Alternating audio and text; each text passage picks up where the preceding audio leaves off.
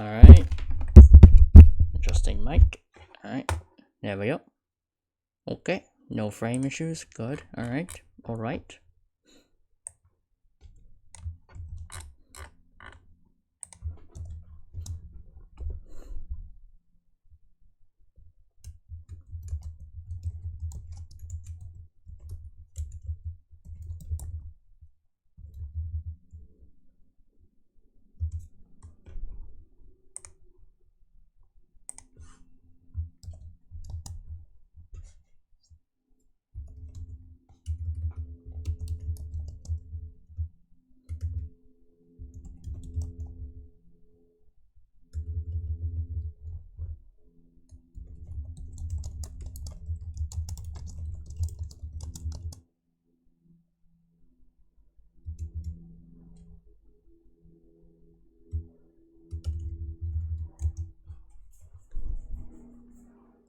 Alright. Well, let's get started. If I can... There it is.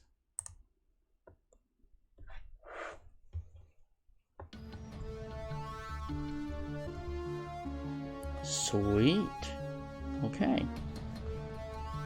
And continue.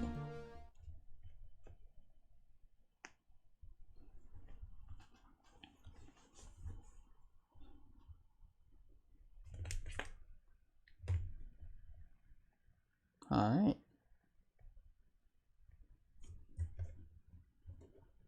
Woo! Woohoo! Yahoo!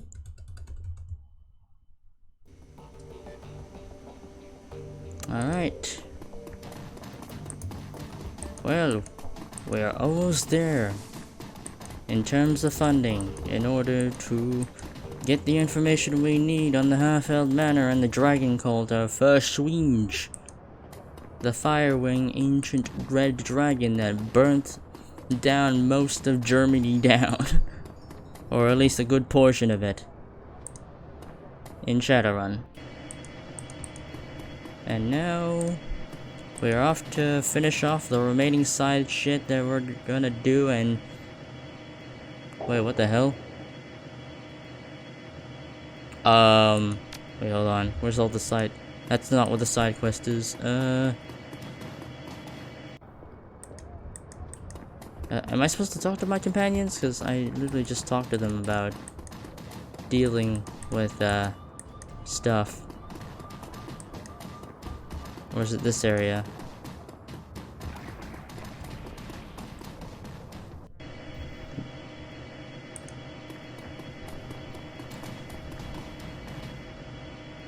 No, that's the main quest.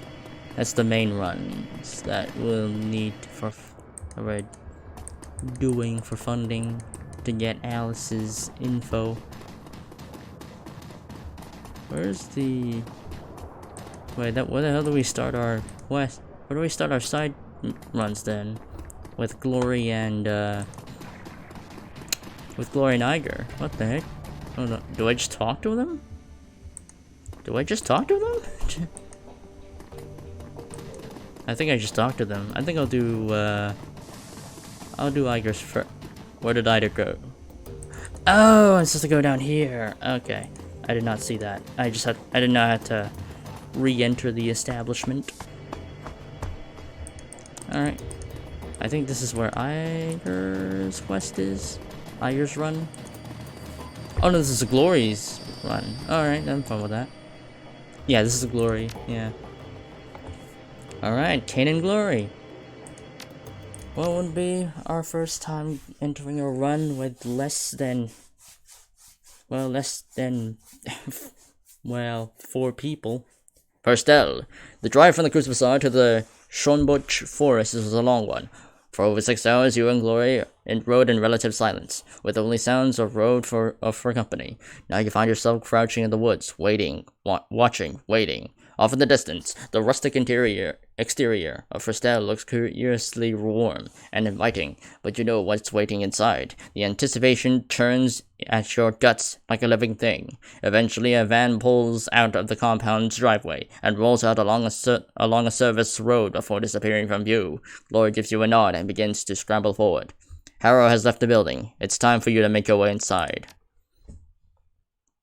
Alright. I have no items.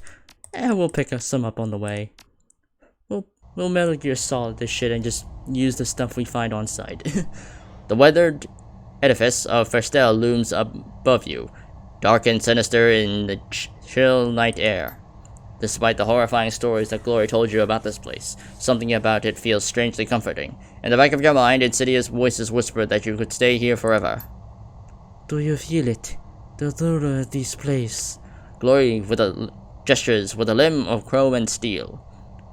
When I was a kid, when I was whole, the pull was irresistible. Yes, I feel it too, but that doesn't change what we have to do. No, it doesn't. She looks at you. Her eyes are dark. When she speaks again, her voice is quiet but steady. You're going to see some terrible things in this place, Kane. Ferstel exists to prey on the young, and we're going to have to come face to face with that. Are you sure that you are prepared for this?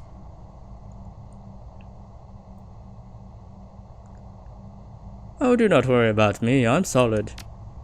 She studies your face for a moment longer, then looks away. Good. You want to compare notes, just to make sure we're both on the same page? She nods. We take Harrow out of commission. You were right when you said that we couldn't afford to let him live. Even if we completely destroyed this place, it'd all be nothing if he got away. He just started another cult somewhere. Well, any suggestions as how should we approach this? Yeah, we're going to take out the shrine that Harrow uses as his power focus. We can't touch him while that thing is standing, but after we bring that down, he'll be vulnerable. Tell me more about this shrine. It's a lump of rock about as tall as I am, inscribed with runes and encrusted with bone. The shrine's powers come from an entity that Harrow bound into the stone. Something very odd and very dangerous. A toxic spirit. In many ways, it is the heart of this place. We can't touch Harrow while the shrine is intact. If he'll try, he'll siphon power from it to slaughter us where we stand. But if we confront the shrine and kill the spirit, the astral backlash from its death would cripple him. All we have to do is finish him off. I want to hash out a few more details before we head inside. That makes sense. If you have any questions, it will be best if you ask them now. What about the other cultists? We'll save any that we can, but the energy released when the spirit dies will hurt them too. Anyone whose mind it touched will take a hit. Doesn't that mean the backlash would hit us too? You've only just arrived. The spirit hasn't had the chance to worm its way into your aura yet. You might black out for a minute or two, but otherwise you should be fine. As for me, well, like I said, this place can't touch me anymore. Sounds like this is our best shot then. It is. So we're going to make our way to the shrine and then, what, take it out with explosives? Breaking the rock won't work. You have to take on the spirit directly. Drag it to where it lives and kill it. She pats the satchel that hangs from her shoulder. I brought what we need to do that. I can't tell you exactly how this is going to go down, Kane. But the spirit itself will have a good deal of control over that. But you better prepare yourself, because I think this is going to be one hell of a fight. Well, if this shrine was important, why did you mention it earlier? When I lived here, Harrow barely used the thing. To be honest, I think he was afraid of it. Before I ran away, Ferstel was nothing more than a cult of personality that revolved around Harrow. He didn't need magical help to keep us here. We loved him, and we believed in his message. He created a shrine as an insurance policy.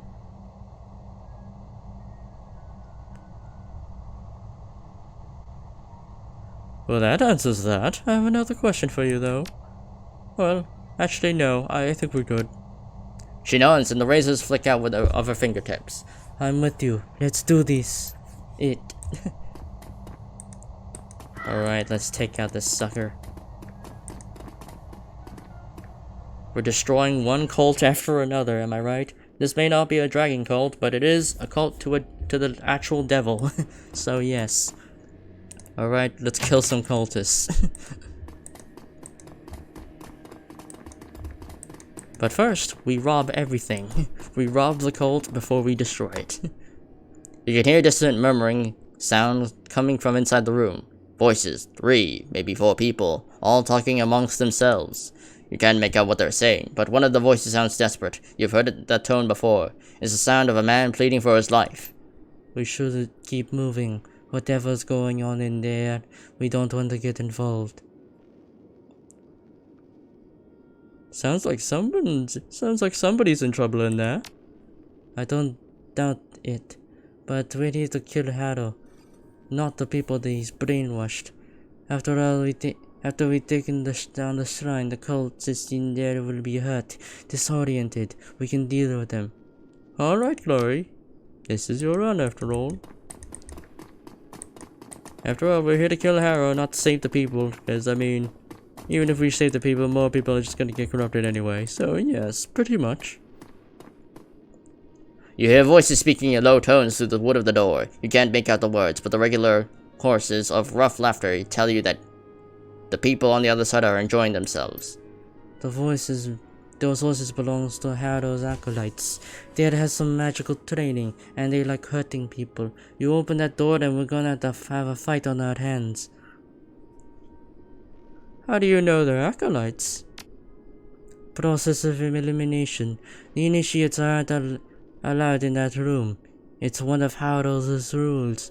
On the rare occasion that the initiate is invited in, he usually doesn't come back out again. What happens in there? Her mouth tightens. It's a sort of lodge for Harrow's inner circle, the acolytes and the bait girls, and Harrow's rise. Martha and I used to spend a lot of time in there. Well, let's keep moving. Because I don't want to announce our presence. Yeah, because I don't want to announce our presence, so yeah. Oh, this must be their garage. Let's rob them. Glory pauses at the side of the van. She traces the side of it with a claw. I remember crushing the back alleys of Tubingen, looking for kids in need of help. The bait girls, Martha and others like her would offer them money, or food, or drugs, or sex, whatever it took to get them into the van, and once they piled in, Harrow and I would be waiting to greet them. I remember so many nights like that. She frowns. I remember how I used to enjoy it.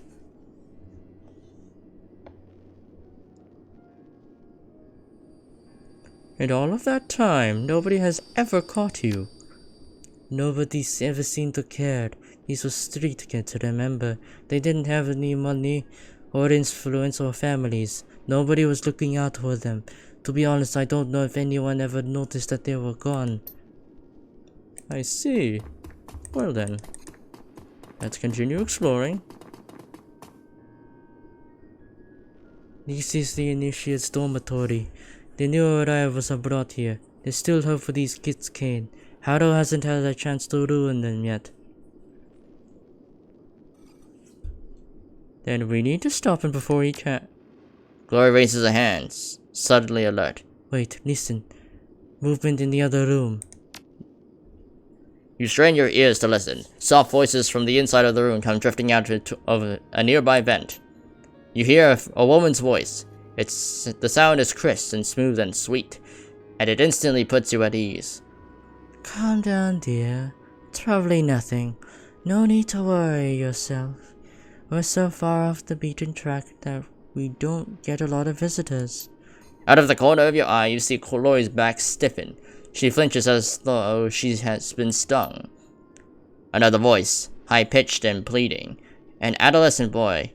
But what if it's someone? What if bad people have found us? What if they followed me here and they've come to... The female voice cuts in, soft and comforting. Well then, we'll send them away. You're perfectly safe here. You have to believe that. Don't worry, dear heart. Hara won't let anyone hurt you. Not here, in this place, not ever again. You hear another boy's voice. This one is deeper. Are you sure, Mata?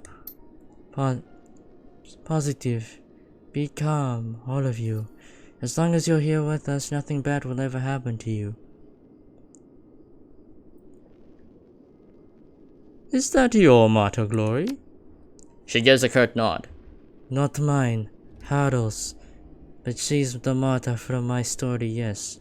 What do you want me to do? Glory pauses, grits her teeth. Finally, she spits out an answer. I don't know. If she's still here, she'll be Haro's number one, my old position. He had his way with all of us, but he was always sweet on Mata. Part of me wants to kill her. She's the reason why a lot of kids wound up here, including me. She grits her teeth, and the razors flick out of her fingertips. A second later, she retracts them. But there isn't time. This isn't what we're here for. Oh yes, you're right. We can deal with Mata later. After all, we've accomplished what we came here to do. After a brief pause, she nods. Marta's voice floats out through the vent. Hush now, boys, and get some rest. You got a big day tomorrow. The biggest day of your lives. You'll get to meet Haro, I promise you. After you speak with him, you'll see a whole world in a different way. A better way. The adolescent voice trembles out of response. Oh, all right, Mata. Have a good night. A lovely, musical laugh pours through the vent. You too, dear heart. All of you. You hear the distant sound of a door sliding shut. Glory takes in a deep breath, then releases it. Let's go, Kane. We need to deal with that shrine. Let's do it.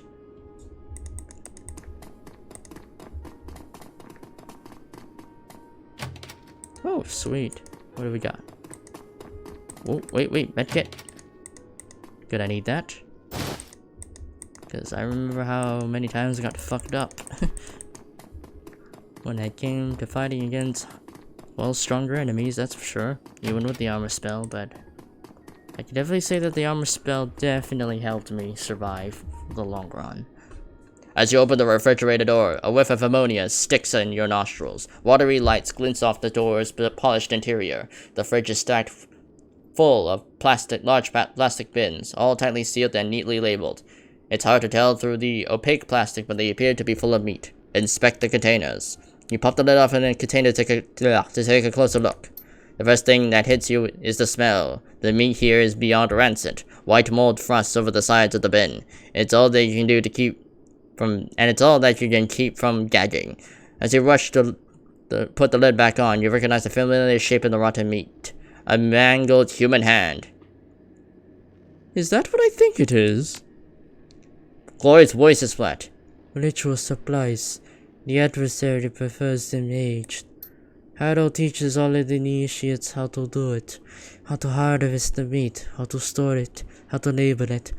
Nobody likes doing it at first, but you learn. By the end, it doesn't even bother you anymore. I get the picture.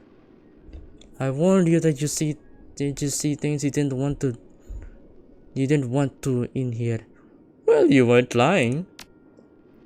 She turns away from you. Come on, let's keep moving. Well, that is interesting. Lore shit. Alright, what do we got in here? What do we got? Terminal. I'm not a decker, so... I am not a decker. But this large book, though, is it magic? Because if so, I can interact with it.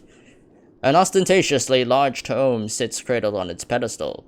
The paper is robust and fibrous, and the binding has been expertly stitched. A steel plating running along the book's spine anchors to the pedestal. Glory stares down at it, frowning. Haro's manifesto. The handcrafted line of bullshit that he feeds to his initiates. We ate it up with a smile, and came away convinced that he was a genius. She leafs through the pages with an articulated finger. Looks like he's expanded it over the last few years. It's at least twice as thick as it was when I lived here. Maybe there's something in here we can use.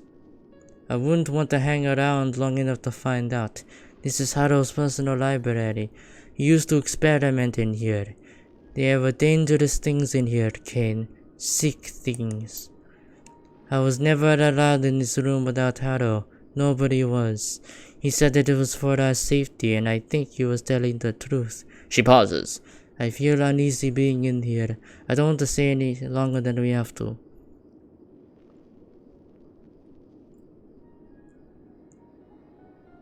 Well, whatever Haro's added to his manifesto, it could be important. I'm gonna take a look. Alright, I'll watch your back, but try to be quick. Leaves through the beginning of the manifesto. You flip through the early pages of the manifesto to find what looks like a good place to jump in and start to read. What do I do for Haro? Okay. I think I know the voice. When I first set out on the path to free living, I realized that I have to rethink all of my earlier assumptions about life. I'd have to question my own values and beliefs, and I need the strength to trust in the answers that came to me. The prospect was daunting, but it was also necessary. The road to true freedom is paved with unanswered questions. After all, you can't learn to be free from a book. The answers won't come from a Bible, an instruction manual, or a code of conduct. If you don't learn that, you'll never break your chains. The path to true freedom is one that each of us must walk on his or her own. What makes life worth living? What in the life is truly valuable? And what is the dross that can be burnt away? I spent weeks dissecting every aspect of my life to find the answers to these questions. Slowly, agonizingly, I pared down the list. Only 4 items remained.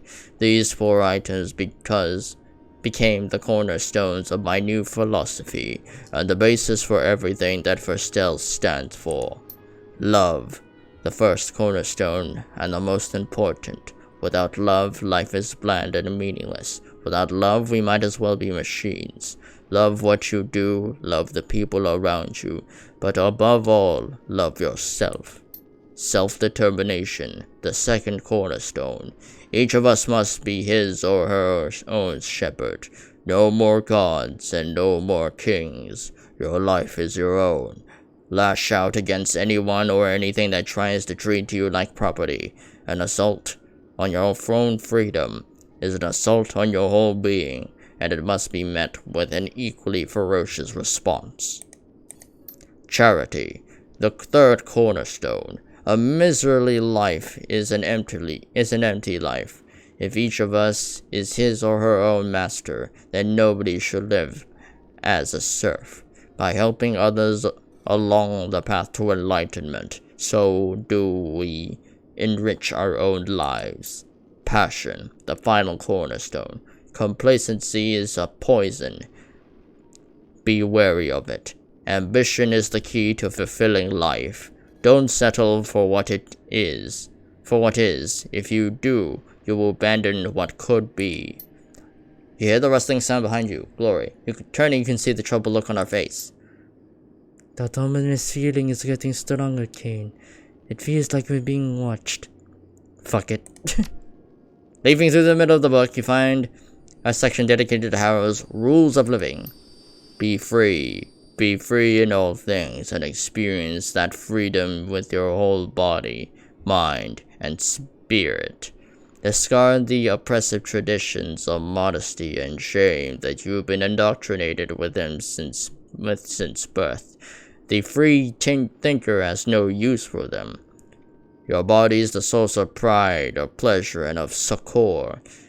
For you yourself and for others, enjoy it, and share that joy freely with those who desire it.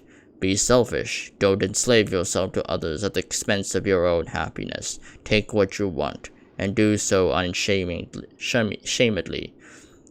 Our desires are an important part of what makes us human. Society has trained us to hide the part of ourselves from the world, but the free living person does not cower in the shadows. Own your desires and rejoice in them. Selflessness is ultimately dishonest, and dishonesty has no place in a free society. Show reverence. The free living person understands that the only true governance in this world is the law of nature, and that in nature there is a hierarchy. A rabbit doesn't question the wolf. The mouse does not wonder why it must run from the cat. They do because they must. Their survival depends on it. As it is in nature, so it is at Verstel. Know your place in the food chain and understand the mechanisms by which you can better yourself. You leap forward and find where there's 20 more pages worth of rules. Each word is worded vaguely enough to have multiple interpretations.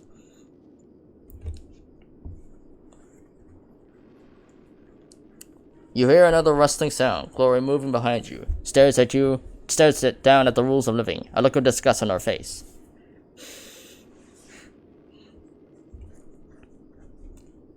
You're an intelligent woman, Glory. I can't believe you couldn't see through this. I was a kid, 17 years old, and most of them spent living in one hell or another. I had a lot of demons to escape from, and the people here made me feel safe and welcome. I wanted this to be true. I needed it to be true, so I convinced myself that it was. In retrospect, you're right.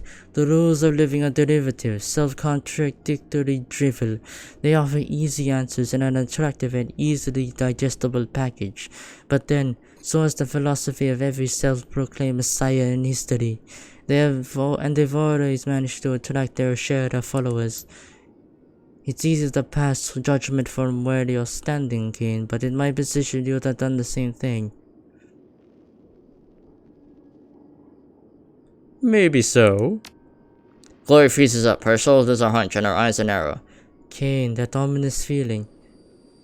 It's getting closer. There's something in the room with us, I'm sure. We need to get out of here now. Should I keep reading?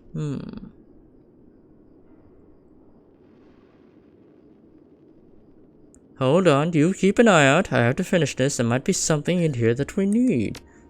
The final pages of the manifestos evolve into semi-cohesive ranks about anarchy, social Darwinism, and free love and the Horned God. You've seen this kind of thing before. Harrow's philosophy is collapsing under its own weight. Unfortunately, none of his cultists seem to have caught on to that fact. Done. This philosophy of Harrow's really starts to break down. Glory lets out a startled cry, cutting your sentence short. Out of the corner of your eye, you can see her wheel turn to face something behind you. All at once, the room fills with a slaughterhouse smell, a smell of blood and bile and feces, the stench of an abattoir. Oh shit, that's a demon. As you turn, you catch the sight of something sliding into the world. It looks like a charred man, with a pair of tortured faces where its shoulders should be. The thing burns like a Roman candle, spitting out white-hot sparks in a fiery plume. An oily substance runs down between its dangling legs and splatters onto the floor. Where those drips land, they burn. Kane, look out! Ow! Okay, first off, fuck you. Second of all, die. Alright, shoot it. Okay, shoot it again. Alright, that really wasn't that big of a threat. The body of the thing attacked you begins to dissolve in the moment of death, as you watch its tissues break down into a growing slick of bubbling patch and rendered fat. What the hell was that? Something from another place. Glory stares at the remains of the creature, and now a dark stain on the library's floorboards. Like I said outside, the boundaries between the physical world and astral plane are weak here. Things can come through. Well, I think we've gotten everything for the book that we're going to. She nods. Let's get the hell out of here. We need to keep moving anyway. Well then, let's keep a move on. Yep, good thing I have a healing spell that can undo literally all of the damage that spirit did to me. Anyway, let's open up the door. The doorway shimmers with a faint red light. As you approach the door, you can feel a squirming sensation in the back of your skull. Your limbs begin to tingle, then feel heavy. The closer that you get to the doorway, the more of a struggle it is to continue moving forward. It feels as though the strength is being siphoned from your body. Fight through it. I have the willpower. You grit your teeth and lean forward, forcing your heavy limbs to move through sheer force of will. As you near the doorknob, it begins to glow red. Crackling sparks leap from the glowing brass, and the crisp smell of ozone fills the air. Reach for the doorknob. You wrestle an arm from where it hangs at your side and reach for the sparking doorknob. Sparking doorknob. A moment later, you feel a cold metal hand grasp your shoulder. Glory. She speaks a single word. Don't. Okay then. As you step away from the door, the crawling sensation gradually recedes. A moment later, the strength returns to your limbs. Glory stares into the light, frowning. The shrine room is through there, but this barrier wasn't here before. Haro must have warded the doorway after I ran. So how do we get through? The ward is like a lock. There must be a key. A grimace crosses her face. And I know who has it. The only person here that Haro would offer it to. Marta. She nods. Looks like we're going to have to confront her after all. The razors flick out of her fingers. Let's go.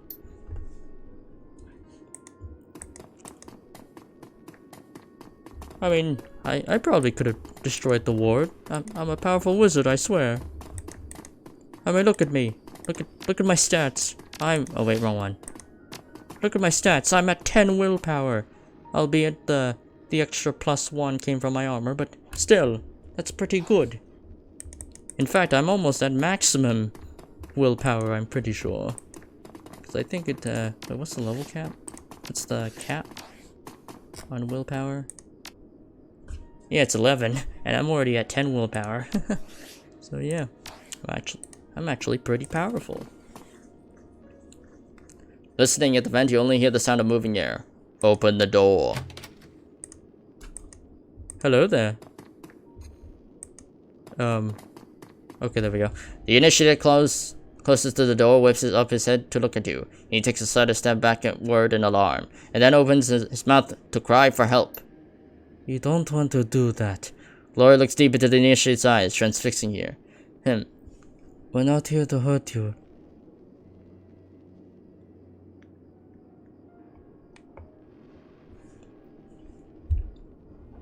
We're friends of Haro. Don't bother calling Marta out here. We're just going to have a word with her. The initiate's eyes you nervously. His gaze flits to Glory, then falls to his cyber limbs. He swallows.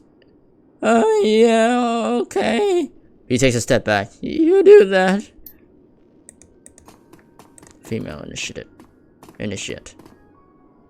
The initiate by the door is staring at Glory's limbs, her eyes wide. She's a mousy little thing, probably somewhere in the vicinity of 17 years old, with purple contact lenses and a shock of blue hair. She glances up at Glory, blinking. You used to live here, didn't you? I've seen your picture before. Glory's expression remains neutral. Really? I think so. I didn't look at it long.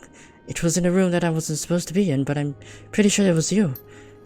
It probably was. You're right. I did live here. A long time ago. I was like you back then. A scared kid. Brought here by Marta for a chance at a new life. I like Marta. She's so nice. I always feel safe when I'm with her. Most adults aren't like that. They either don't notice you or they do it for the wrong reasons. But Marta, she cares about us. There is a long pause, and then the initiate looks to you, screwing up her courage. She speaks. Can I ask you a question? Go ahead, ask away. Well, I overheard Martha talking with Haro yesterday. I think they were talking about our meeting with him. The one that Martha was telling us about. Where we learned to see the world in a different way. Go on. Well, I couldn't really hear the whole conversation. It was all muffled, but what I could hear was kind of weird. How Mr. Harris said something about stuff about a shrine, then it sounded like he changed the subject, because he started talking about dinner. Something about chopping up meat. Well, Martha got really upset, said, they're too new, they're not ready. Make the older ones do it. Stuff like that. But then Mr. Harris said some other things, and then she calmed down again. When she left, she was smiling. And so I was just wondering, do you know what they're talking about? I want to make sure that Martha is okay, but I can't ask her about it, because I don't want her to find out that I was eavesdropping. I think I know what Haru has planned for you. Have you ever opened the fridge in the other room? No, why? Is that something we're not going to make dinner? Glory cuts in, her voice is gentle. I wouldn't worry about it. We'll make sure that Mata is okay. Alright, but don't tell her I told you, please. Don't worry, we won't. How long have you been here, by the way? Almost a week. She shuffles her feet. Eventually, she looks up with a small smile. It's wonderful. Of course it is. So much nicer than living out on the street, isn't it? Glory's face is kind, but her tone is one of incredible sorrow. You be good, sweetie. Don't you worry. We'll take care of Mata. The girl smiles sheepishly and steps back. As you pass by her on the way to the door, Glory shoots you a sidelong glance. It's like I thought. Things have changed in the past few years. How so? Back when I lived here, Haru would never let such a fresh convert prepare a sacrifice. He'd wait until she was in so deep, until she felt so in debt to him that she couldn't turn tail and run. It was a rule. You let the newcomers get settled for a month, maybe two, before teaching them the more unsavory aspects of cult life. Even then, you start them off slow. The first lessons would use pork or chicken, never human meat. And that didn't come until much later. Indoctrinating a new recruit after a week is risky as hell, and he never would have done it when I lived here. The shrine. He's using it to brainwash the initiates faster than he used to. She nods. That's what I'm thinking. Haru's getting lazy, letting his scattered spirit do the heavy lifting for him. So what does this mean for us? I'm still working on that, but I don't think that the shrine is just a tool for Haru anymore. I think that he relies on it. He's using it as a crutch. She cocks her head slightly, a thoughtful expression on her face. I think that he's let himself become dependent on the damn thing. Well, good. If the bastard is going soft, it should be that much easier for us to take him down. She nods with a fierce look in her eye. On that, we are agreed. Well, fuck the totem people. Mata is just on the other side of this door. However this goes, we're going to have to move quickly afterward. If she dies, Haru will know it, and I don't trust her to keep her mouth shut if she lives. So we take the key to the shrine room, break through that wall, and confront the spirit. Are we clear on that? Crystal, let's do this. Hello, Marta. The woman in this room is lovely. Full lips contrast artfully with her fine elvish features. A tumble of fire-red hair spills down over her shoulders. Beyond her physical beauty, there's something inherently approachable about her. She exudes an almost palpable aura of kindness and warmth. Marta, Glory's old loner. The lure that Haru used to draw her, and so many others, to Fustel. She looks up with a startled sound of your approach. Her eyes go wide at the sight of Glory as she takes in her cyberware. Her mouth falls in open in horror. Glory. Yes, Matar, it's me. Glory's voice is cold. It's been a long time. It has. Marta swallows. The horrified look hasn't left her face. Glory, what have you done to yourself? What I had to do, I got out, Mata. This was the only way. Oh, Glory. All at once, the horror on Marta's face is replaced with an expression of profound sorrow. I am so sorry. Marta steps forward, her arms extended to wrap Glory in a hug. All at once, something in Glory's face changes. Her skin goes from pale to pallid, and her breath becomes ragged. She takes a step back and raises her claws into a defensive posture. Her voice frosts over with cold rage. Don't you touch me. You're one of Haru's creatures. You always were. Marta stops short. One of his creatures? Glory, what are you talking about?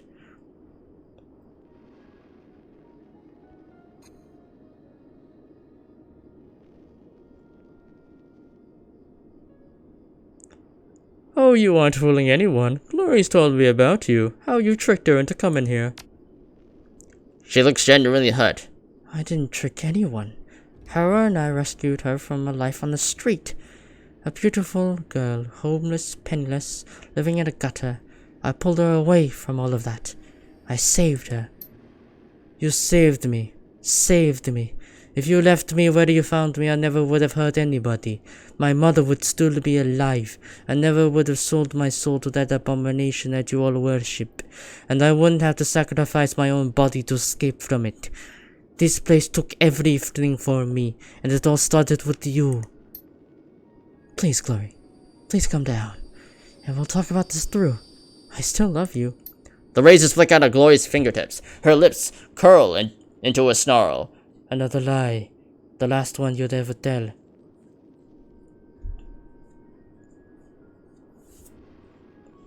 Well, go to it, Glory. Don't let me stand in your way. You couldn't if you tried. Glory begins to stalk towards Marta's position. Okay, well, to be fair, I actually can. I could literally just cast strip armor on you right now and fireball you. You're not that powerful compared to Kane, mate. Don't get cocky. Alright, Glory, I didn't want this, but you win. Her hands begin to glow. Let me show you what our husband has taught me since you disappeared. Okay. Alright, ball light. Oh, wait. Actually, yeah. Ball lightning.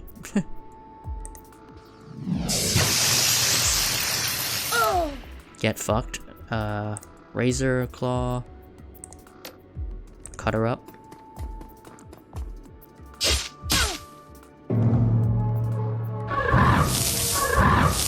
Oh, she's a conjurer. Miss me, bitch. Wait, did her spirit turn against her? Oh my god, even she's an incompetent fucking conjurer. Wow. Anyway, I'm gonna give myself some armor. And then I'm gonna burn you alive. Alright, Glory, kill her. Glory stands staring at the red ruin of Marta's body. Her eyes flit down to her claws. An expression of growing horror creeps across her face. You okay, Glory? It takes her a long time to respond. Her voice is choked with long, dormant emotion. No, I'm not.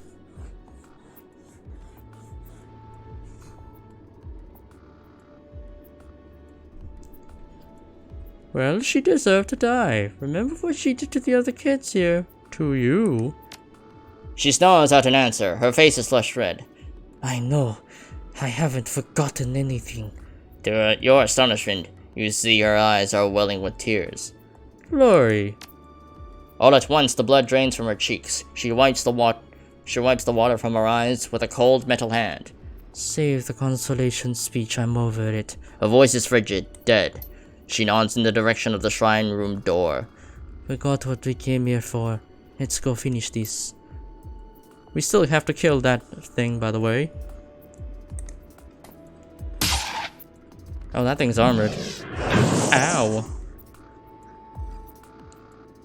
Okay, well, I'm just gonna undo all of the damage you did, and I will burn you alive. It's funny because I'm burning the fire spirit alive. Anyway, adrenaline boost. Alright, and shred its armor if you can. Ow! God damn.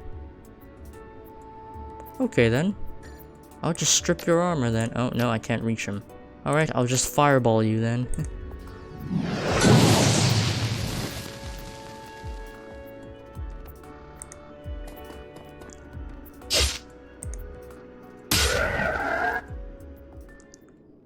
Oh wait, oops, did I accidentally fireball one of the cultists?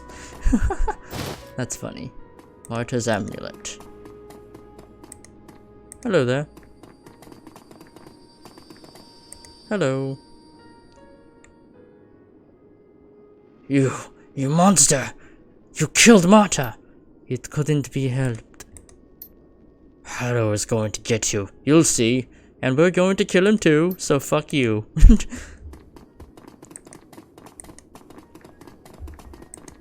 Literally, no matter how much damage he does to me, I will undo it.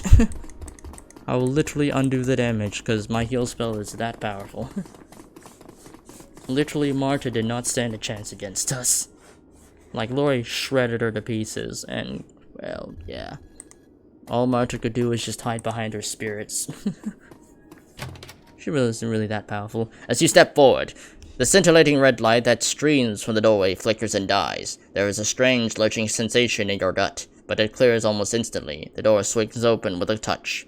That seems to have done it. Glory nods, and then reaches into her satchel. Her hand comes back out in a clutching a small jar. I'm going to smear you of this. Put a smear of this on your forehead. It's a sort of alchemical balm. Her voice goes quiet. Harrow taught me how to make it. She unscrews the cap from the jar, revealing a pale white ointment. The surface glitters strangely in dim light. If you ever wonder where my share of the take from our jobs has gone, this is the answer. Powdered orichalcum isn't cheap. What does the ointment do? The boundaries between the material world and the astral plane are weak in this place. Things can bleed through. The balm is like a lens. It focuses on your perceptions, makes the haze real. She applies a smear of ointment to her forehead. It looks like a glob of glittering white paint. With this, we can deal with the spirit on its own level. Sounds like a plan to me. She dips her finger into the back of the balm and traces it down on your forehead. The ointment feels cool and oily on your skin. That's good, because we don't have another one. She fishes in her bag a second time and pulls out a pair of silver necklaces. A rune-inscribed pendant dangles from each. This will protect your astral self from spiritual possession. Don't take it off while we're dealing with the shrine, whatever you do. Got it. Glory puts on her own pendant. The necklace glitters slightly against her pale skin. I don't know what's going to happen when we step into that room, Kane. We're playing with forces outside of our control.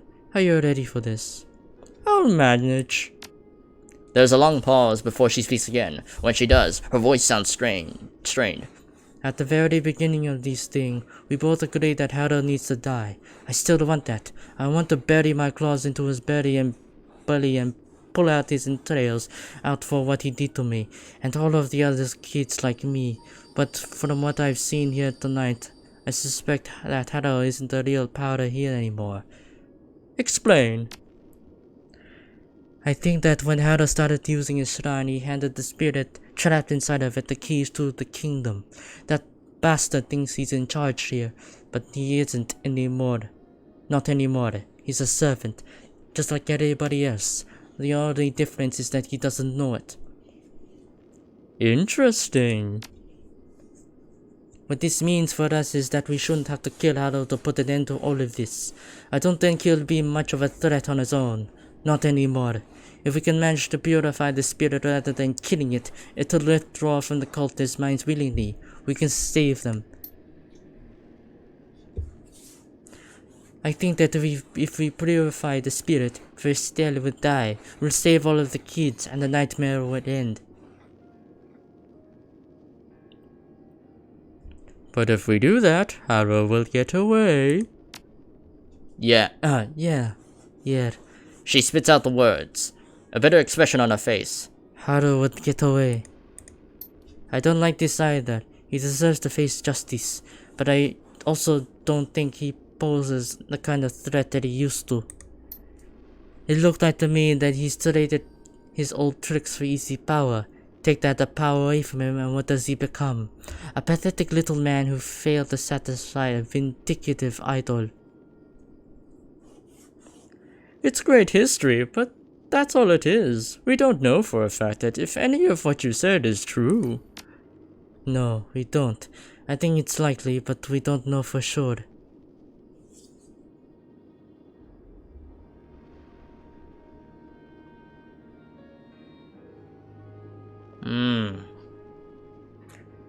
Oh shit.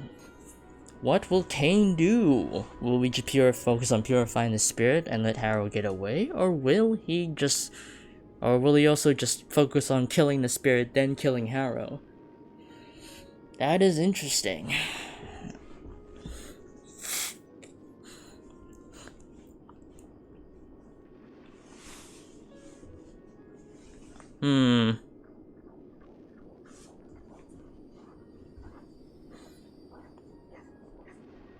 That is very interesting because Kane's lawful evil.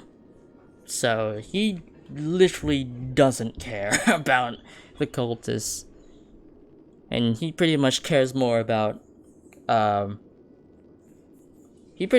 he also cares very much about his companions like Glory. So I think because, well, he's given her the honor of leading this run, Kane would probably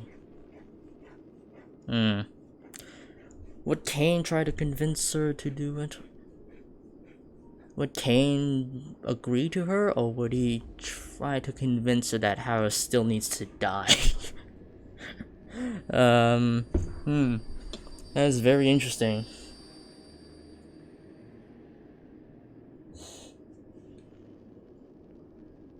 Would Kane let Harrow live?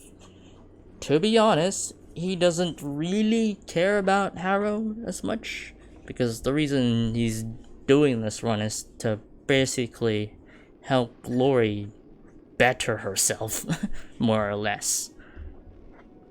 Because he does care about his companions, because, well, they're instrumental to, well, beating the dragon cult that worships for Schwinge. So,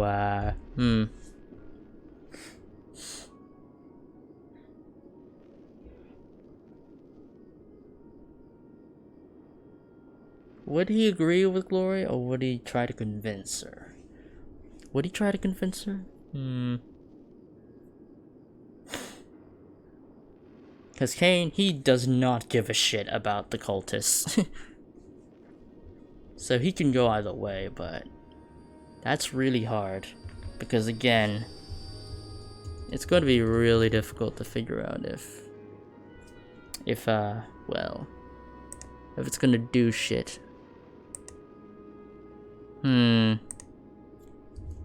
That is going to be a hard decision indeed. What would be the most in-character decision for King to do? Because again, he cares about... Because I mean, he's a character that cares about power.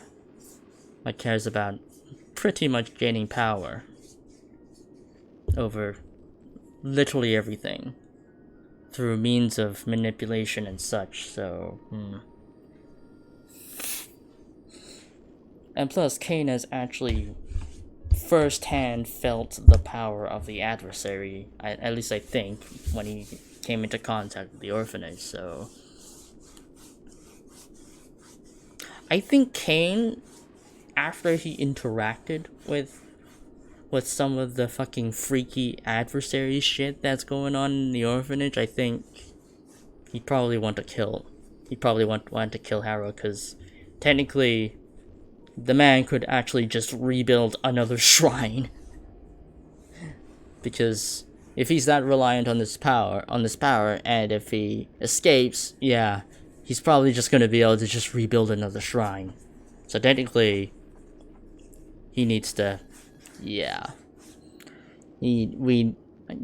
would definitely say, we need to kill him now, and because there's a chance that he could actually just build another shrine and hunt the team down. So, yeah. Because again, he could get stronger within deep and greater shadows that we cannot see him easily in, at least. So, yeah. I can't justify a man like Harrow going on free on a hunch. We need to take him down, and we need to do it tonight. There is a long pause. Glory looks to be at war with herself. Finally, she turns her head away and spits out a reply. You're right. Without ironclad proof, we can't let that bastard go. Forget that I said anything. Her hands clench into fists. I have to admit, part of me was hoping you'd say no. I want to watch that bastard bleed out, and now I'm going to get the chance to. Atta girl. A moment of expression of doubt flickers across her face, but she squashes it down. The frown that replaces it is hard and angry. Let's put an end to all of this. First the spirit, then Harrow.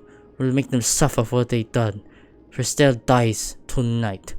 That's the plan. Let's do it.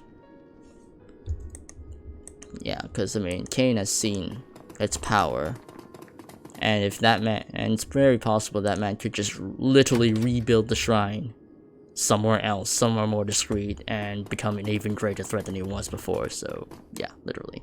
As you approach the shrine, a chorus of high, sibilant voices fills the air. The sound is light and airy, but something about it fills you with a bone-deep dread. Welcome home, Glory. Glory's eyes go wide. She opens her mouth to speak, but no sound escapes her. Glory, what? Something slams into you, a wave of intangible force that turns your consciousness inside out and sends out shock waves, reverberating through your mind. The world lurches, and everything goes black. Oh shit. We in the astral plane right now? Oh, what the fuck? Slowly you begin to stir. Murky, flickering impressions invade the oily stillness of your unconscious mind. The senses come in waves, washing over you and jerking you back towards consciousness. You smell acrid smoke and burning meat. The roar of distant flames whispers in your ears. When your eyes flutter open, a dull red glare fills your vision. As you attempt to struggle to your feet, you become dimly aware that the gravity here feels wrong. Everything is heavier than it should be. Slowly the waves grow and still your senses calm. You find yourself in an infinite horizon. The blasted ruins of Herstel stretched out in all directions, as far as the eye can see. Is this the astral plane? No. Warily, she surveys your surroundings. Or someplace else. You're going to have to be more specific. I don't have answers for you, but there's one thing I am sure of. Whatever this place is, the adversary holds sway here. I don't doubt that. In fact, I think this place looks the way it does because you expect it to. It's trying to play on your fears. She pauses for a moment, then shrugs. That's possible, I suppose, but we can worry about it later. For now, let's keep moving. The spirit will be around here somewhere. Well then. Let's kill this motherfucker. Come on now. Oh. Oh, enemy spirits. Miss me, bitch. I have 10 willpower.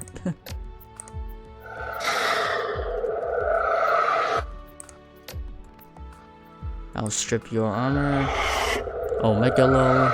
And guess hide behind cover for now. Oh my god, it does AP damage. Okay, Cain, get in. You gotta get in there.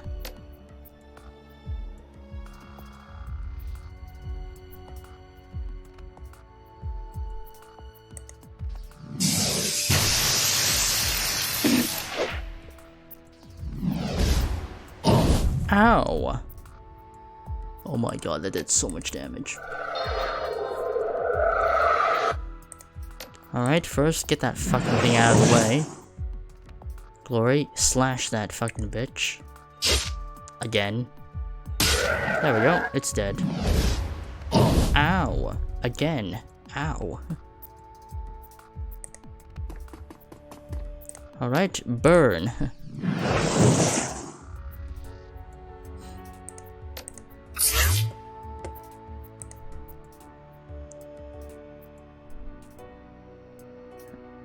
I don't think you'll be able to do much.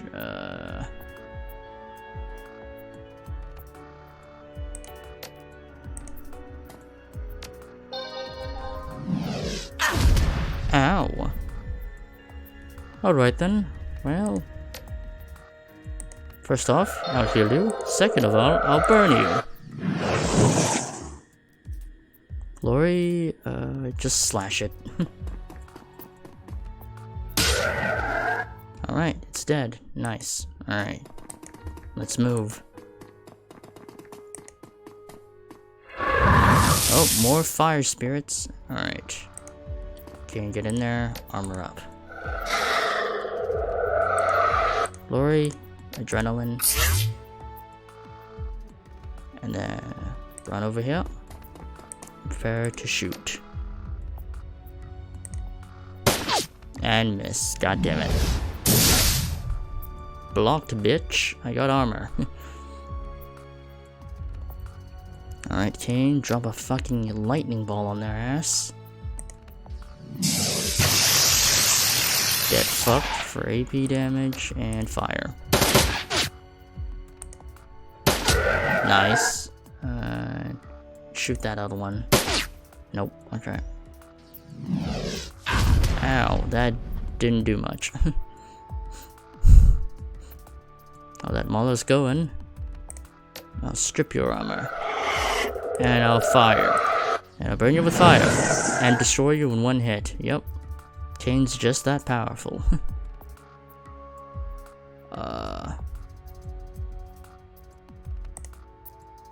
Nah, I don't need to use any med stuff yet.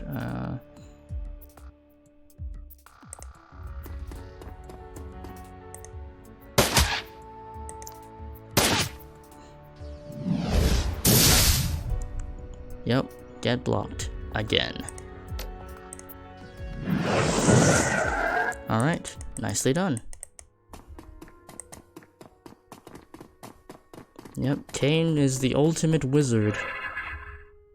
And here we are, the shrine.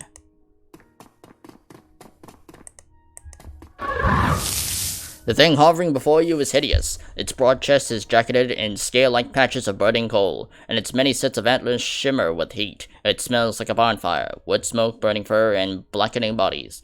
The spirit inclines its head towards Glory and spreads its arms in welcome. Glory, welcome, child. It speaks in a chorus of clear, lifting voices. You don't hear them so much as feel them. The sensation is strange, like hundreds of butterflies fluttering in your chest. What a pleasure to see you again. We're going to kill you, spirit. And once you're dead, Harrow will follow. We're burning this entire godforsaken place to the ground, and we're doing it tonight. The spirit chuckles, a strange, warbling sound that sends a shiver down your spine. We knew that why you had come, child. When you mutilated yourself, when you cut away your connection to him, all became clear to us. We knew that one day you'd be back, and that's what you would lash out against our great master. It was inevitable. The voices in your head soften, become sad, but the fluttering in your chest turns ugly, like the buzzing wings of a swarm of blowflies. You have mangled yourself beyond repair, and you did it to spite him. He who was your greatest benefactor. You betrayed him, child, but he loves you all the same.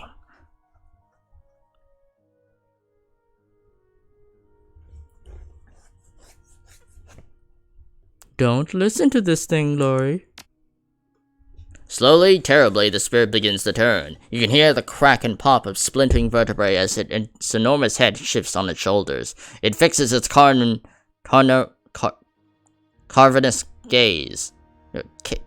gaze on you.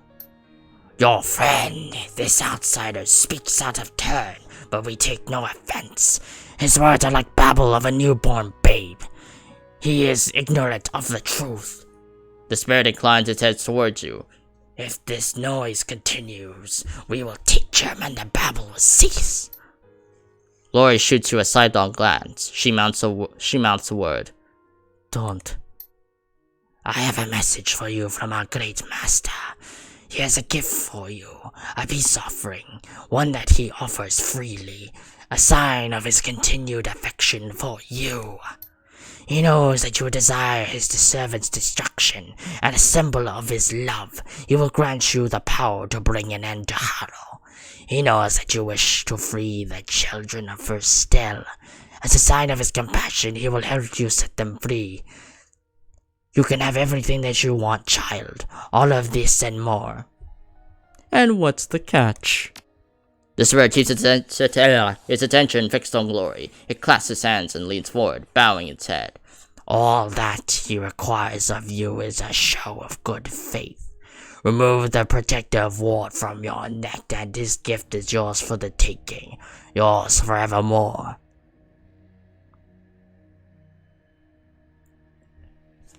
Well then. And how do we know that you'll keep your word?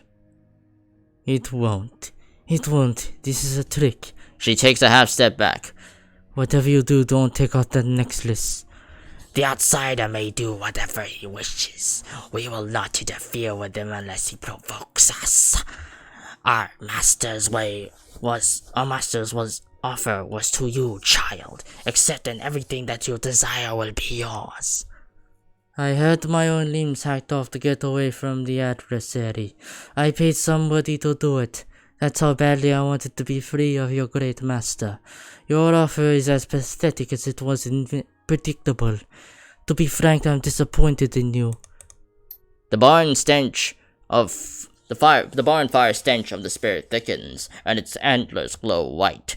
The heat radiating from the thing is like an oven, a kiln, a blast furnace. If you rebuke our great master a second time, I will chew what's left of you into mulch. The marrow from your bones will nourish the garden. I promise you this, child. I promise it.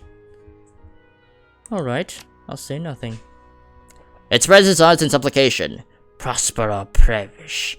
The choice is yours. Embrace his love and have all your wishes granted, or turn away from it and be destroyed. The blades slide out of Glory's fingertips.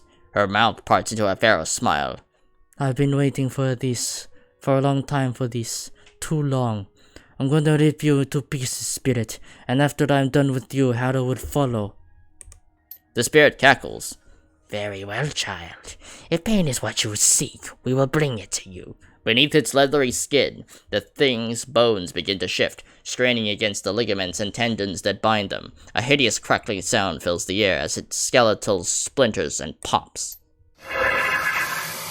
As you watch, the spirit's body begins to rupture. Great lesions open up in the creature's chest and back, and its ribcage cracks from the horrible internal pressure. The spirit's chest heaves, and a foul liquid pours from the rips in its flesh. And a flash of light stabs your eyes, and when your vision clears, you find 3 identical spirits floating before you. Death comes in many forms, child. The fluttering sensation in your chest grows into a rasping pain that steals the breath from your lungs. It feels like you're being eaten alive. Yours will be swift and brutal. Oh shit, there's 3 of them. Well, I wasn't kidding about that one. Alright, get to cover, armor up. Glory, adrenaline pump. You shred his armor. Wait. Oh, shadow clones. Alright then. Which one's the real one then? I'll powerbolt you. How did you miss that? That's an 82%. Okay, that's the real one. Alright.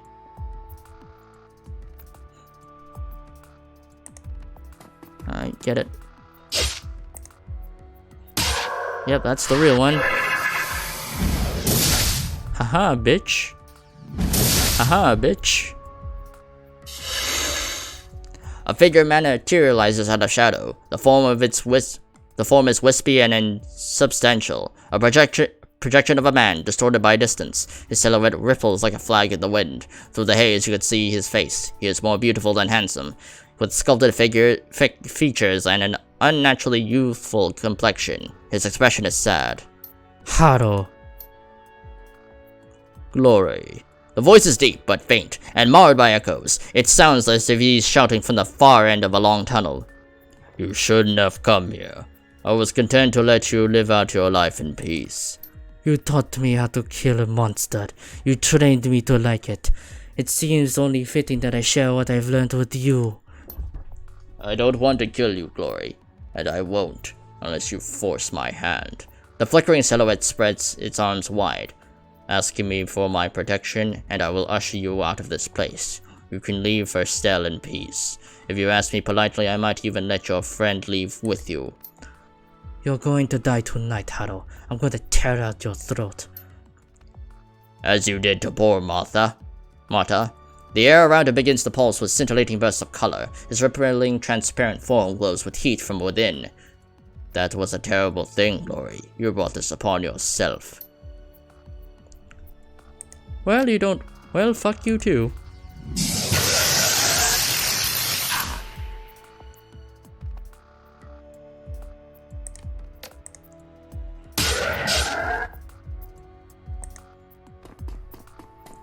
Don't worry, leave power to me. Oh, no, never mind. Ow, that's 1 damage.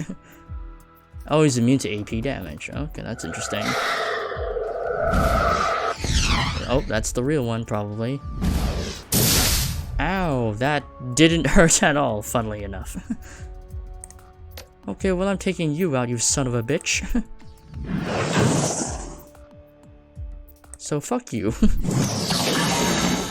Alright, you're dead.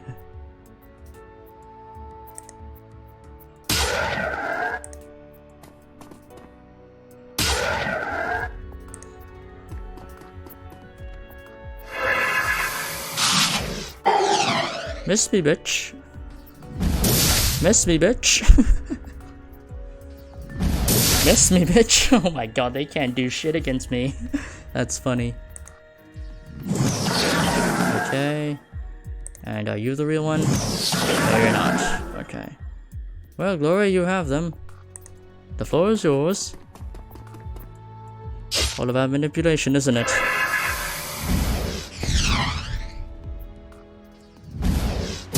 Man, they literally can't do shit to my character.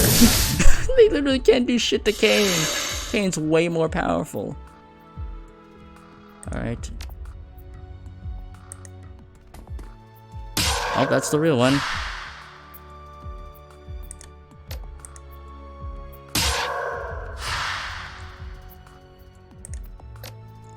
I don't want it to hit Glory, so... How can I make it so it hits both? Or can I only hit one of them?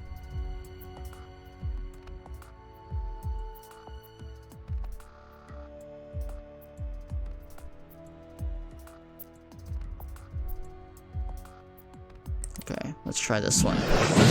Oh, I completely missed. Okay.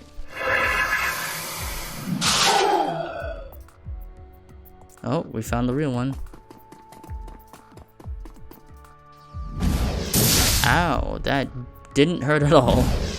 Ow, that also didn't hurt. That's funny.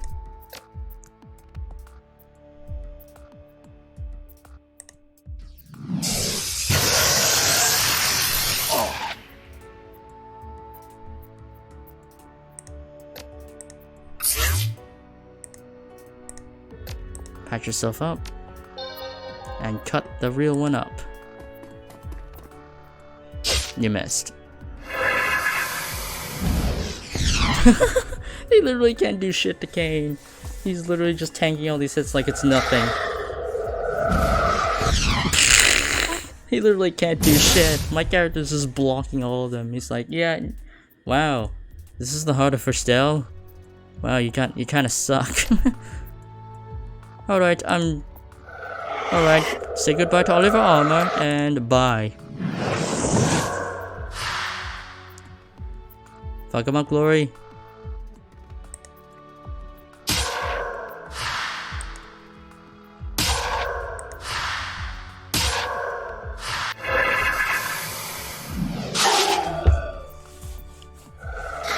You know, to be honest, at this point, they still haven't done any damage to Kane. That is hilarious.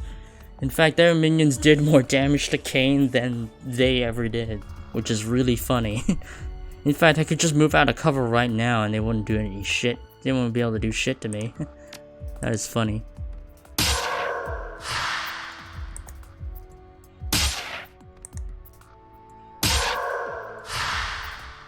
Don't worry, Glory, I got you. Omega lol. Oh, I see, it's got the deflect up, that's why. Like, it's still, we know you're still the real one, because you're bleeding out right now. They're literally doing no damage to my character. That's hilarious. I think it's because of the fact that they're using magical attacks, and my willpower is 10, which is almost max. I'm pretty sure I'm over leveled at this point. Oh, oops, I did not mean to do that twice. I'll hit you with the damage over time.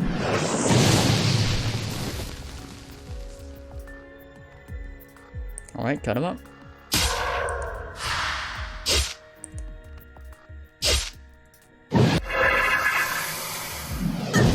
Oh, Glory, you might need to heal yourself up then. Meanwhile, yeah, they still can't do shit to Kane. Oh yeah, it's still not good enough, I'm afraid. Well, goodbye. Alright, Glory, I think you're still good actually. So, continue to cut him up.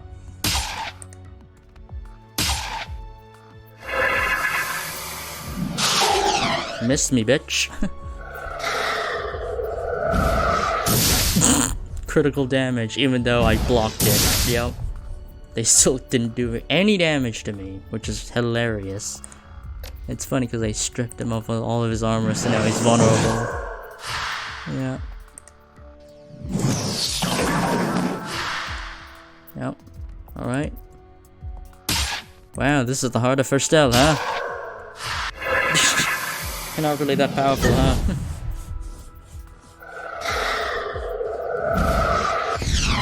Wow.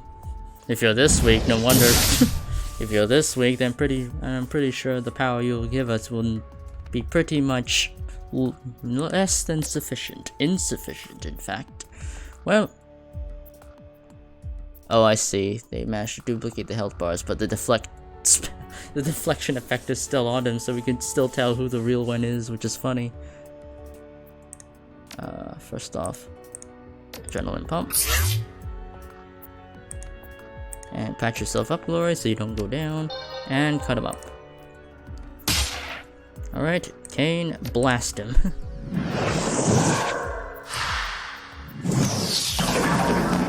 Yep, they're almost dead. Ow, okay, now it did something. Now it did something that would actually be effective, but even then, my armor spell is tanking all of those hits, and I have not taken any damage, which is hilarious. They literally can't do shit to him. Kane is literally gonna be the most powerful wizard in existence in the Shadowrun universe. Well, you did something.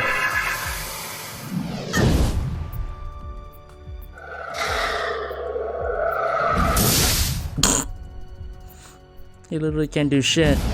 He's just blocking all the attacks like it's nothing. Literally, they can't do shit to Kane. Kane is literally the most powerful wizard in the room.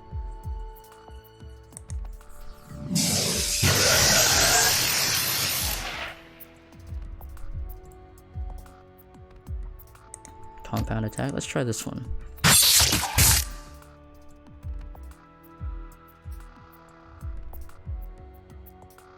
Okay, so it can stack actually. Alright. Oh, nice.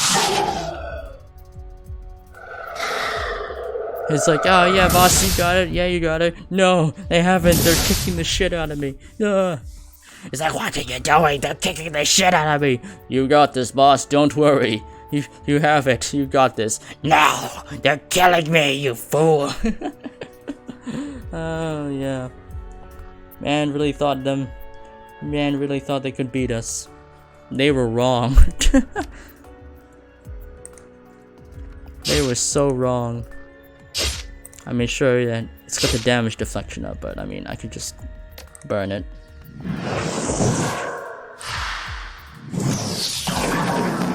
In fact, I'm pretty sure Kane can literally 1v1. Oh wow, he's actually coming.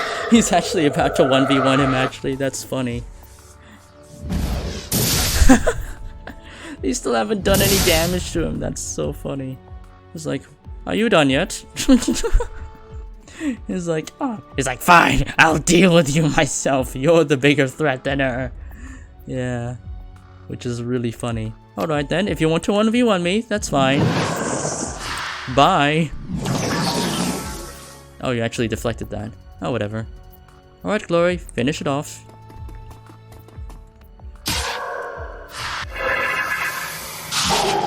Oh, they're actually doing damage to me this time.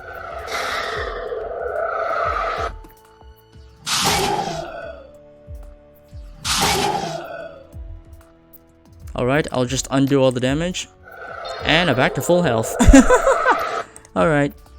Bye! Wow.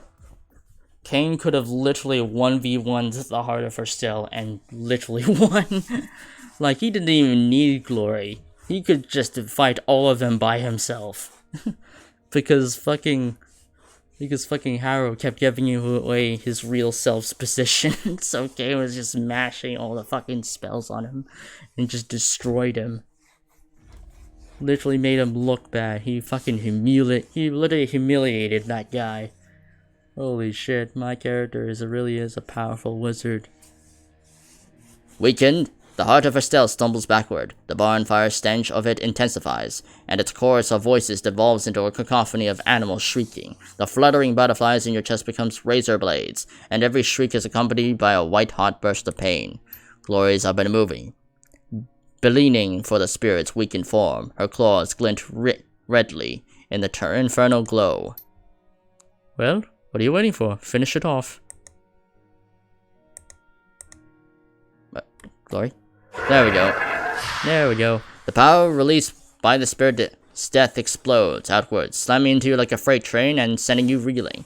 Glory is buffeted backward like a ragdoll, but she manages to retain her footing. She turns to face you, the ichor from her spirit's chest wicking off her razor-tipped fingers. As you watch, her right hand bursts into flame.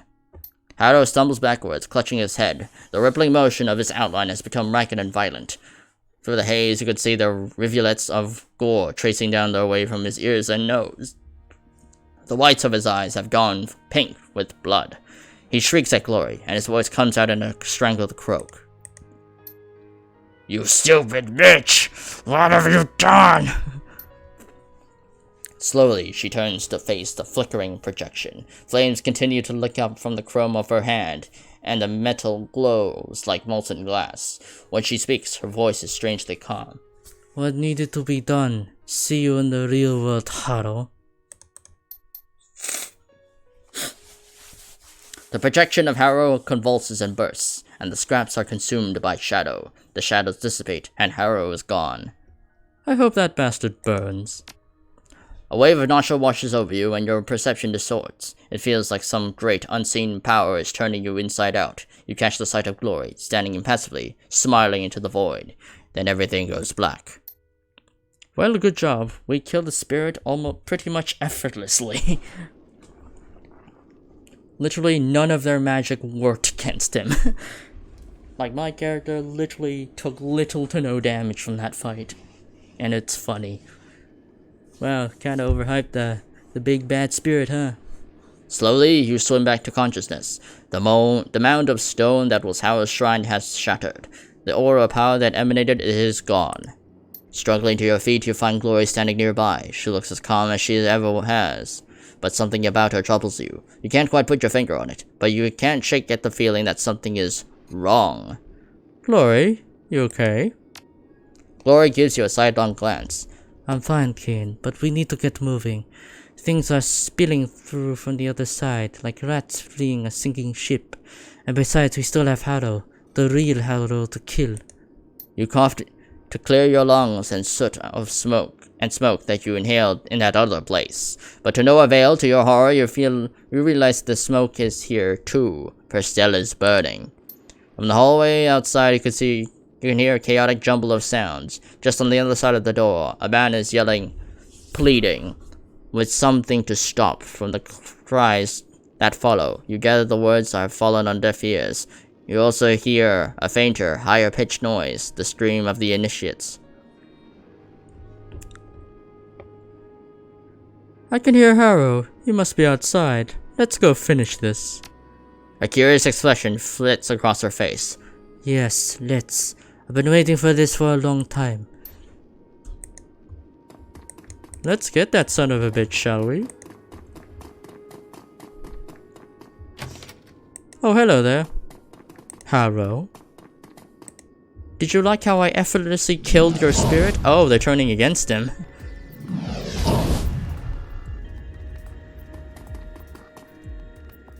Oh yeah, I'm actually starting to notice the infernal glow on our razors. Holy shit. Harrow's magic still protects him, but not well enough. At least half of his body has been seared back by the creature's attacks. Blood spills from his ears and nose, and his eyes have gone wide with terror.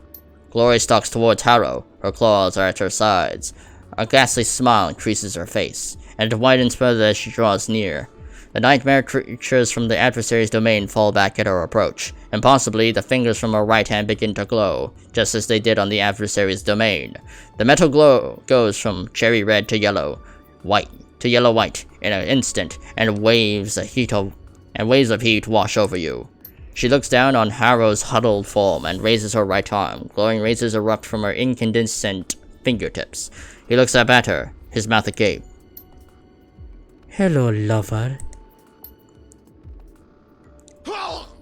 Damn. Where Glory's burning claw makes contact, Harrow's flesh bubbles and bursts. She rakes his chest, and then plunges a pair of razor-tipped fingers into his eyes. His final screams are inhuman, like something out of a nightmare.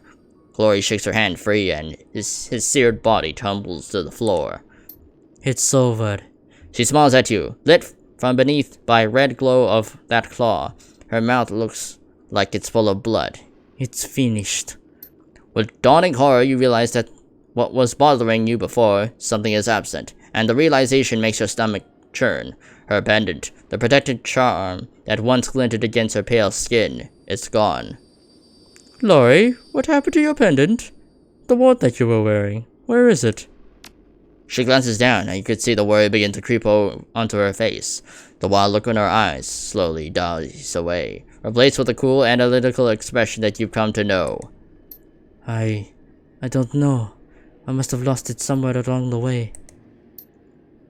The angry glow of her burning claw fades to nothing as the metal cools. As you watch, the red light that bathed her body slowly dies away. When did you lose it? Before or after we killed the spirit? After, I think. I don't know, but don't worry, I feel fine. Besides which, we have more pressing concerns at the moment. We need to get out of here. It's only a matter of time before this entire compound shakes itself apart.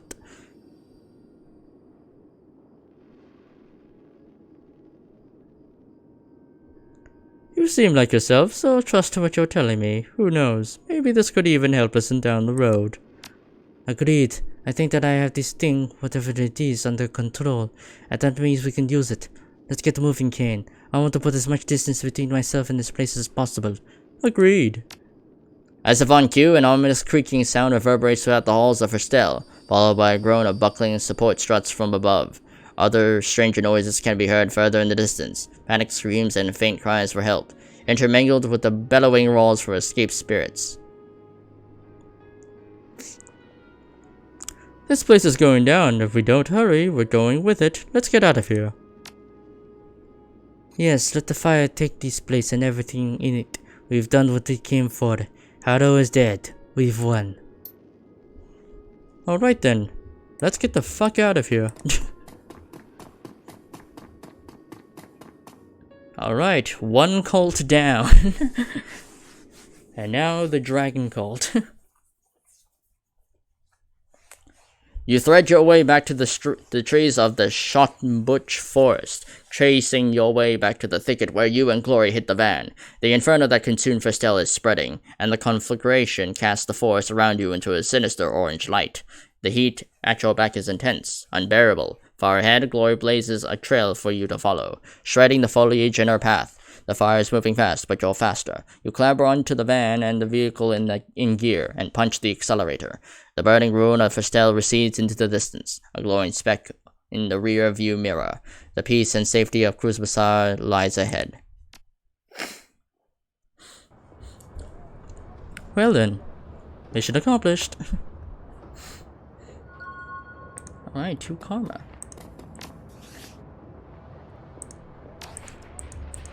Well, let's talk to Glory about it.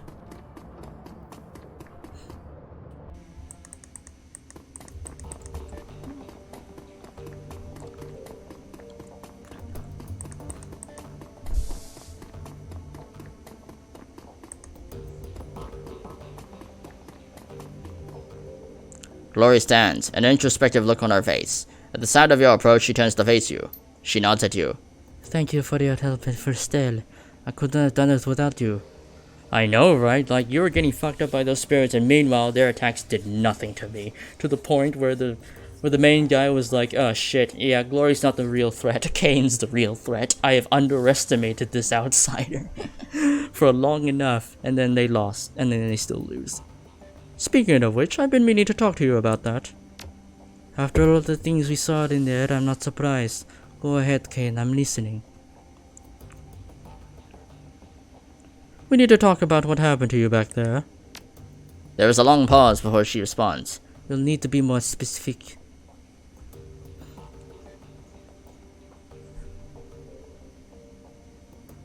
Well, when you killed Tower, your hand was on fire. Call me crazy, but I don't think that's supposed to do that. Ah, that. Well, clearly something happened when I plunged my claw into the heart of Estelle. But as to what that something was, She shrugs. your guess is as good as mine. Well, I can't believe you're acting so nonchalantly about this. I just don't see what panicking about it is supposed to accomplish. What happened happened, and I managed to take away some residual, if inexplicable gain from it. How bad can it be? Don't bother answering that. It was a rhetorical question, and I can see that you won't be satisfied until I offer you some sort of real answer. She steeples in her fingers, musing. I suppose it's possible that when the spirit died, some portion of its essence was trapped in the hand that I used to kill it. What could that happen? How could that happen? We were in a place with different rules, remember? And I'm already too far out of my comfort zone to offer you any real answers. She shrugs. Maybe you reacted to the orichalcum in the bomb that I was wearing. I don't know. Anyway, the important thing is some of the portion of the spirit, let's call it the residue, got smeared onto my hand in the adversary's domain. And somehow back in the real world, that residue has imparted me with magic. Whatever the reason, however, it's happening. I can't help but look upon this as a good thing. I guess I can't argue with you there. If it makes you more combat capable, I can't order you to not use it. You couldn't anyway. Whatever this is, it's a part of me now. Let's change the subject. Is that something you wanted to ask me about? Well, you look distraught when Martha died. How are you holding up? Her expression clouds. As well as can be expected, my feelings on this are complicated. Well, you loved her, that much is pretty clear. Yes, a part of me still loved her, and the rest hated for her what she represented. Am I ultimately sorry that she's dead? Yes, but I'm not sure what the alternative would be.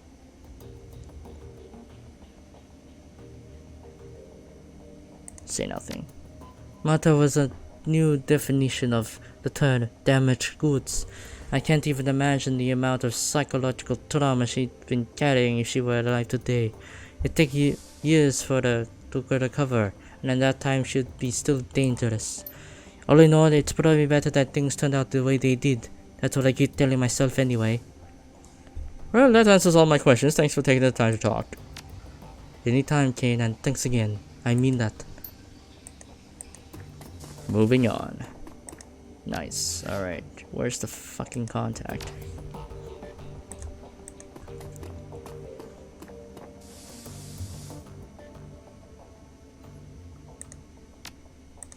Alright, where's Idra's contact? No, it's not down there. Is it here? It might be in the actually, it might be in the cafe now that I think about it. Hello, Dante. Pet. Alright.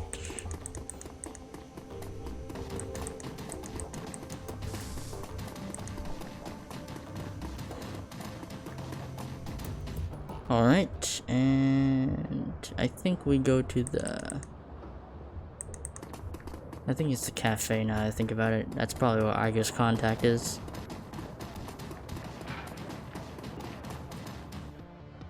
Maybe? I don't know. Oh yeah, I got the fucking booze I robbed from that one corporation. Altuk smiles at you behind the counter, Welcome back, honored Ephidim. How may I serve you? I found this liquor in my travels. Worth anything? No, not quite. I received cases of this for less concerning clientele. I could offer you maybe 10. Sure, I got no use for it. But I could be of service.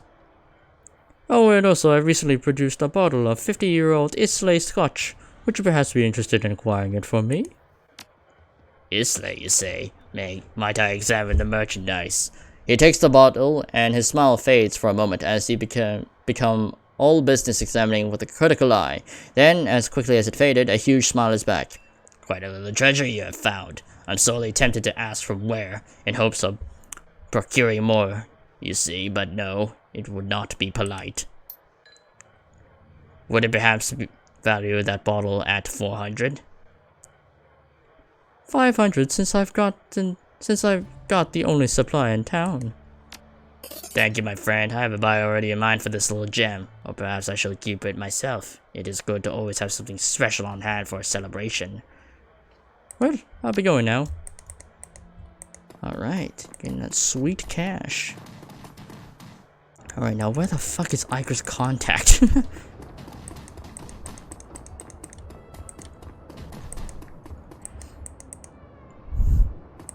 I guess I'll tip the dancer again.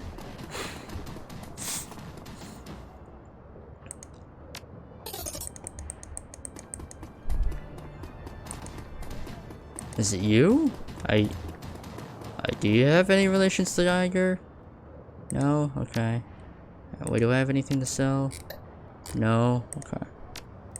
Oh yeah, and speaking of which, I should probably go to the triage clinic and get a resupply on trauma kits, because I don't want to, because in case we get into a hard fight again, I don't want to get knocked out. And I do have a lot of money, so. Doctor?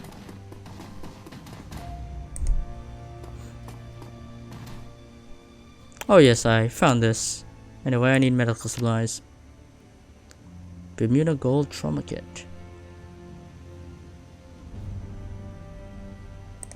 I'm gonna need a few of those.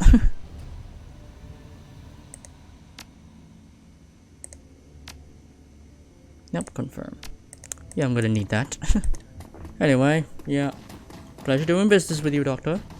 Anyway, where the fuck is Iger's contact? Oh, there! That's where it is. Oh yeah, she said she'll go to Dur Wine Killer or whatever. Where the fuck are you? There you are. Ah, there you are. Banik. The dwarf has a distinctly Eurasian appearance. He appears up at Iger through almond-shaped eyes. The rest of his broad face is dominated by strong Slavic features. He nods himself and puts down a mug of soy calf. On the edge of the table, a plate of day-old pie cools in a haze of cigarette smoke. Boy, Iger, been a long time. He taps a thumb on the rim of his coffee cup. Keeping busy? You could say that. Kane, this is Bannock. He's a friend. The dwarf scoffs. Don't know if I go that far. Nothing personal, you understand. If I were to start keeping friends, I might call you one. But in my experience, friendship and obligation go hand in hand. A solitary life is cleaner. She smiles. Professional acquaintance, then. The dwarf nods. Better. Now let's get down to business, shall we? Let's. We need intel on the engineer. Where he's been staying, who he's working for. How long he's been in Shaternest. Whatever you got, we want it. He spares a hunk of pie with his fork, crams it into his mouth, and starts to chew. A moment later, he shrugs. I've had worse, and of course I'll give you what I can, but I don't know much. I can point you in the right direction, that's all. Just tell us what you can. We can handle we handle the heavy lifting. The dwarf nods, then fumbles in his jacket pocket for something. A moment later, he produces a weathered paper map and spreads it on the table. Alright. What you're looking for is at the northwest quadrant of Saturnist. This is gang territory, all of it. These days, the whole keys is being held by a Rambok. Well, I have had a run with Rampok before. We can handle them. Wouldn't be so sure about that if I were you. The guy that filled the powder vacuum when the last leader bit it is a real piece of work. But hey, maybe you're right. I hope so for your sake. He stabs a meeting finger down on the faded silhouette of a building. This warehouse right here is Rambok HQ, and that's where the engineer is staying. Wonderful. Iger exhales heavily. And if he's staying there, you must be arranging some sort of deal with him. That'd be the safe bet. And they haven't pulled out their guns on him yet, so it's fair to assume that negotiations are going well. I'm sure that I don't have to tell you this, but the last thing we need is an alliance between some foreign syndicate and Rambok. No good could come of that. Can't argue with that. Now that I can't tell you who the engineer is working for. You'll have to ask him about that yourself. But I can do is make it easier for you to have a sit down with him. Bannock reaches under the table and brings up a canvas bag. He places it in front of you and pushes it forward. Don't open that in here. There are people in this room who would kill you for what's in the bag. You're gonna tell us what it is, or do we have to guess? He lowers his voice to a soft whisper. You have to lean in to whisper into him clearly. What you're going to find in here is a gadget about the size of a water pistol. It has a rubberized grip and a hair trigger, and it's good for one shot. Is it a stun gun? No. He pauses for a moment, playing with his fork. Well, not really. For your purposes, you might as well think of it as one though. The object in question is a cyberware deactivator. I had it shipped here, at great personal expense, from a supermax prison in the UCAS. He traces a twirl in the air with the fork. Oh, the warden owed me a favor. Iger whistles appreciatively. Very nice, Bannock. This should make things easy. Not easy. Possible. I wouldn't be giving it to you if the job could be done without it. The engineer is rocking a Delta Grey move-by-wire system. Unless you can shut it down, there's no way in hell you're going to catch him. And if we do shut it down, he'll be forced into a state of permanent seizure. He shrugs. Only until the thing gets up and running again. Deactivated isn't the same thing as broken. The dwarf shuffles another heaping forkful of pie into his mouth. He chews thoughtfully. Until then, his life will be a living hell, but I can think of worse things to use as a bargaining chip. Remember, you need to know who he works for. The more you can take him out of his comfort zone, the better. Sounds like we have a plan. Iger nods. Sounds that way. Thanks, Bannock. We'll let you know how things work out. Don't bother. I'll be watching. Alright, to Shadowrun we go.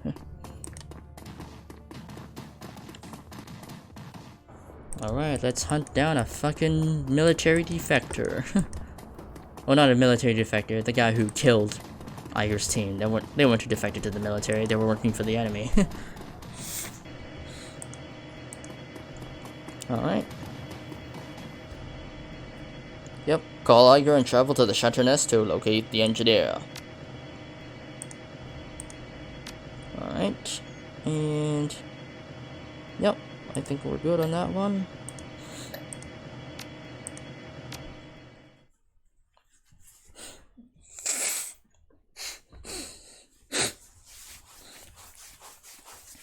Yep, just the two of us again. Shadowrun, the keys next door to Cruz Bazaar, and an object lesson in anarchy gone wrong. Violent gangs rule the streets here, trading territory to the roar of gunfire. The streets are a war zone. As dangerous as Shadowrun already is, it could be worse. The gangs are vicious but disorganized. They pose little risk to their neighbors. With little more than a makeshift barricade and a few volunteers, the Cruz Bazaar has successfully insulated itself from the chaos of the neighboring keys. The engineer could change all of that. He has to be stopped, and the estate as a whole needs to be altered to what his clients are trying to do. It is up to you and Iger to make sure that happens. Yep, and there's the deactivator. And it only has one shot. To be honest, I don't know why you're entrusting the gun to a magic user. But okay.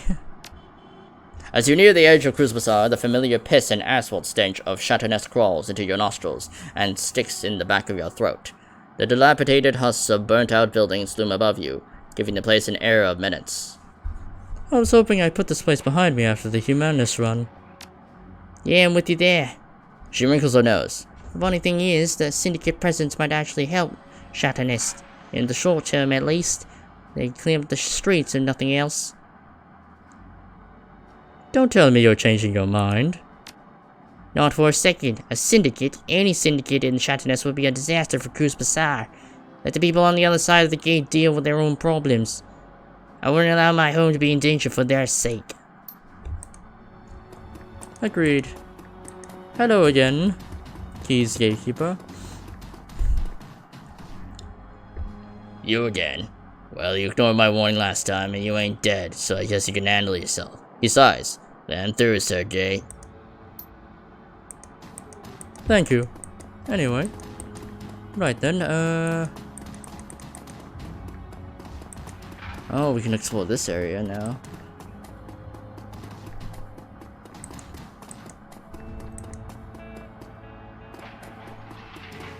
Rambock's game's just ahead. Maybe there's a way around.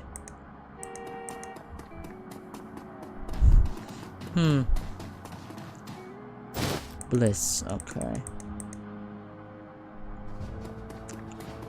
You are right. Like this area.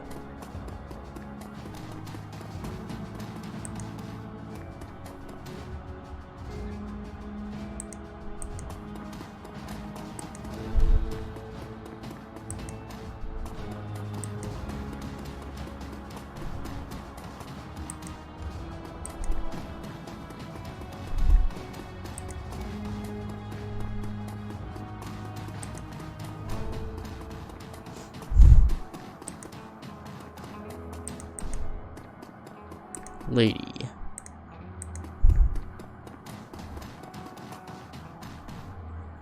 I got pots and pans. You need pots and pans? No, but info would be nice. You seen any new friends of Rambock show up lately? Yeah, sure I have. What's it to ya? The woman's eyes you up and down, clearly waiting for you to make an offer. Hands over 50 new yen. Just trying to help out the neighborhood. She leans in for a whisper. They're just down the street in the warehouse with the grass in front. You guys showed up a few days ago. Seems like a big wig.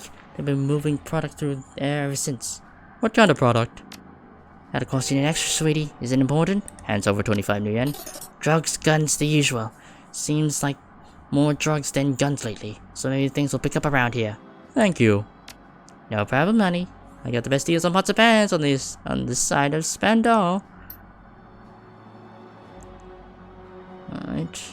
Do we need to speak with this man now? Or is he just a salesman? What do you want? I'm new in town. What's hot around here?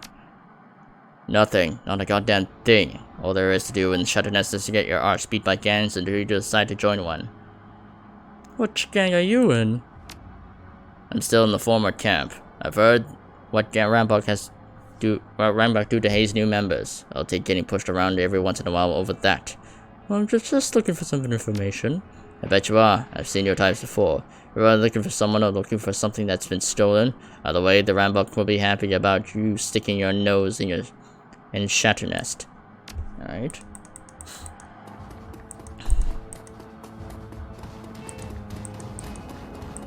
Well, we gotta look for a warehouse with grass in front of it. Oh, that's probably the warehouse. And oh look, a motorcycle. Yeah, that's probably the warehouse. And there's the grass. The engine's still warm. Colors on the tail mark clearly as Rambock property. Alright, none of us are deckers. The warehouse door is windowless slab of reinforced densoplast. A keypad entry sits to one side. Got any ideas, Iger? Looks secure. She examines the heavy door, scowling.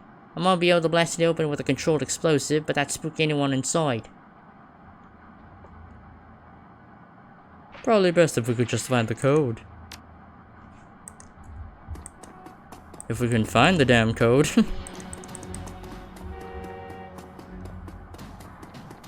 I mean, we could just blow the whole place open, because but I prefer to be a little bit more discreet.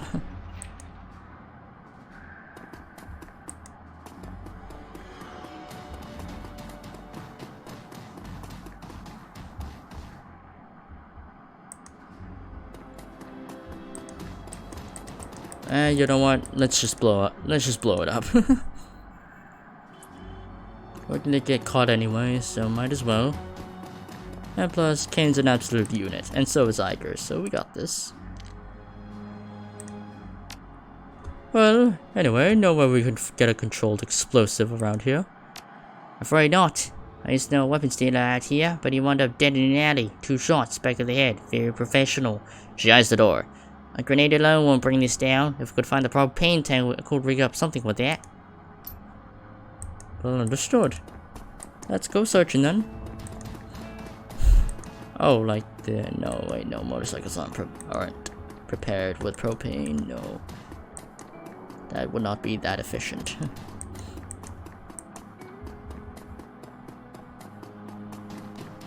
Oh. Right there.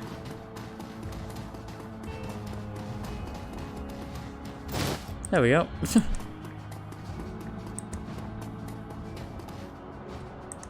Let's take a look-see around here. Yeah, that's Rambakoon territory. Alright. I mean, we could wrest the code from them now I think about it, but I think it's probably better if we just blow our way through here and just run. Alright, make a bomb. Alright, fearless leader, there isn't something subtle about what we're about to do, and I mean that. They're gonna hear about this explosion back in Cruz Bazaar. That means when this thing goes off, it's go time. We need to get to the engineer before he slips away. If we lose him, we'll never find him again. Actually, we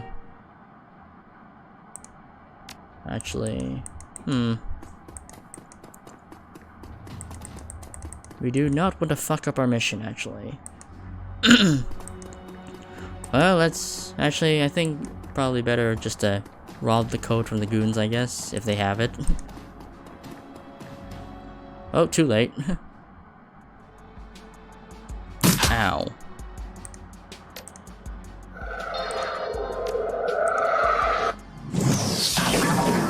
I thought I used my flamethrower. Okay, then.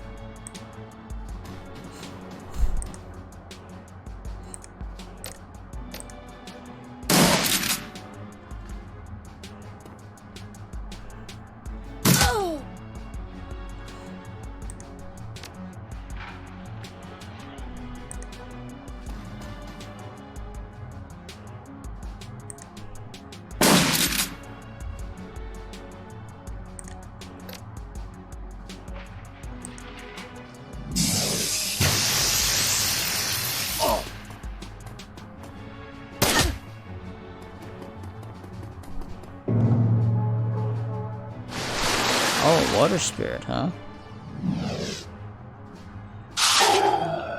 Should probably let Kane. Alright, Kane, armor up.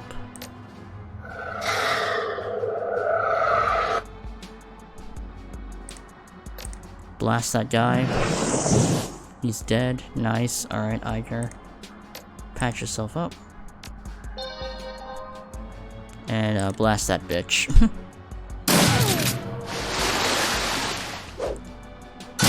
Wow, that guy's an idiot for throwing a grenade at his own teammate.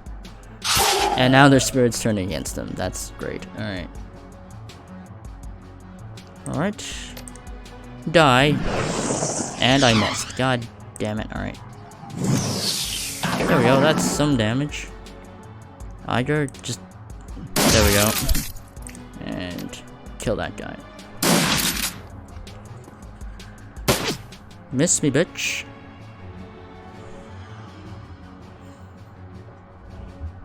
Oh, that's probably the other guys. They probably have the code on them somewhere. Or not. But who am I to tell?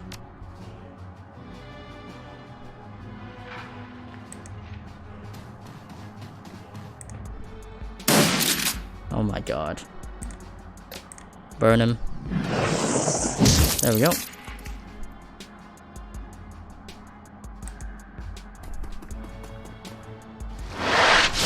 Ow, that barely hurt. Alright. You die. Oh. Okay, you little fucking bitch. Die! Alright, Iger, just go around it and shoot it. Oh, you missed. Okay then.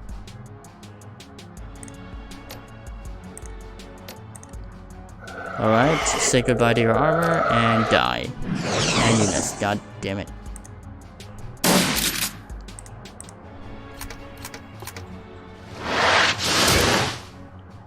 Oh my god, just die already.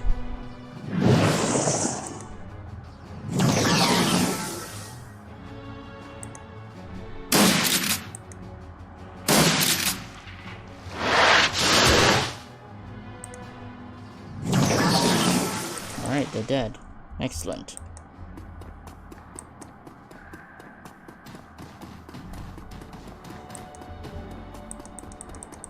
I guess we don't really have a code anywhere. Oh well.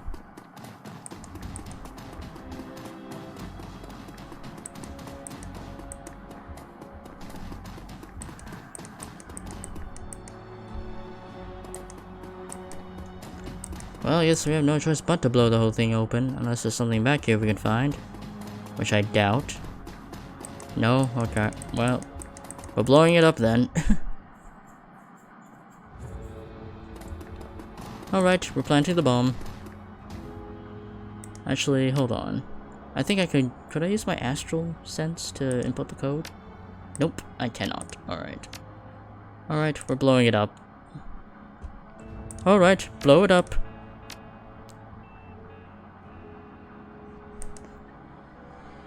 We want to stand back for a bit. Yep, Alright, let's get in there. Alright, ready for a firefight. In there, that's our man. Alright, how the fuck do we get past everyone? Alright, first off, armor spell. Second of all, get to that ley line.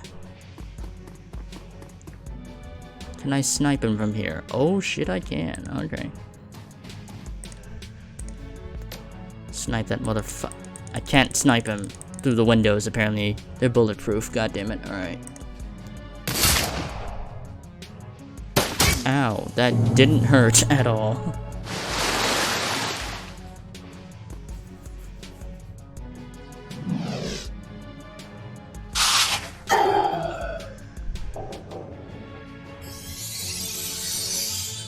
Alright. Let's drop a ball of lightning on them. Alright, then kill them.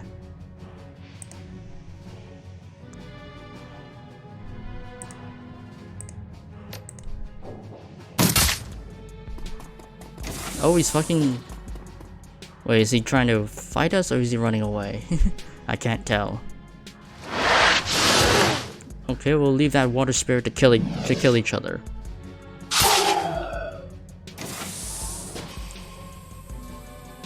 Is that fucker getting away?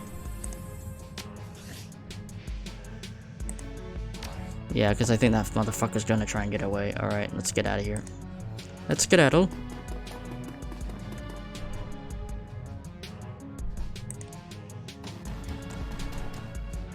We'll let the water spirit distract them. You just try to punch the spirit? Alright, Kane, you run on in here. Oh yeah, that part's blocked. Yeah, Kane, open the door. You got an armor spell on you. They literally can't do anything against you. We need to go after him. Oh wow, that did damage. Ow. Oh, that's not gonna fucking hurt. Okay, first off, heal myself. Second of all,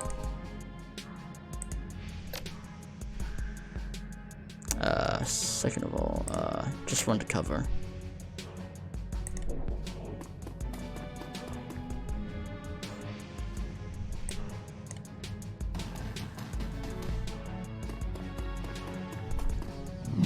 Ow! Holy shit.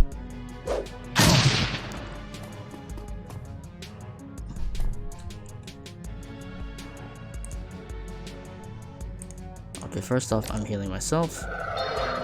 Wow, that literally did not do much. Okay, well. Fuck you. That's what you get.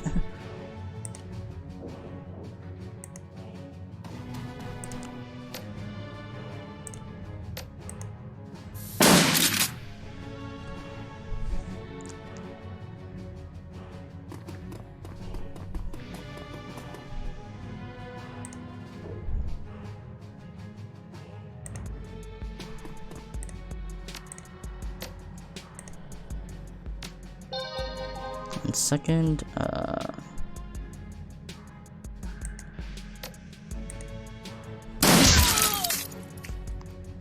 third. You missed. God damn it. Oh my god. That's it. God damn it. Fucking keep missing your shit. Oh my goodness.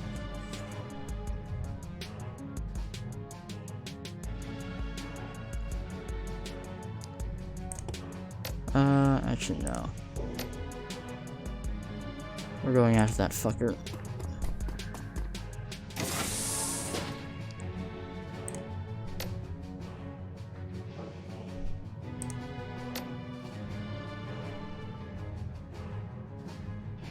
I'm running the fuck in there.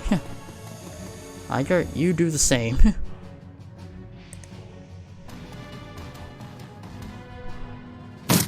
Ow! What the fuck? I literally have an armor spell. How are you doing so much damage? Ow again! It hurts. Jesus Christ, these guys can do so much damage.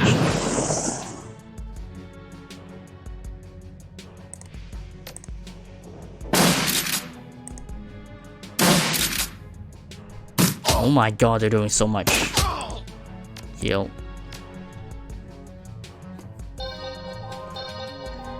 Alright then, I'm going to fucking retreat. Oh, first off, Iger, finish him off. Oh my god. He's still alive. God damn it. Alright, I'll just go.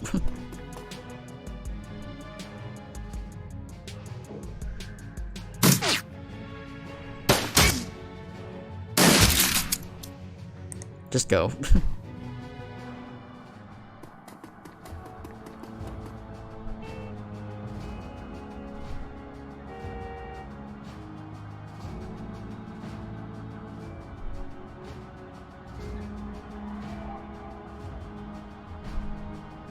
Well, we can't let him escape.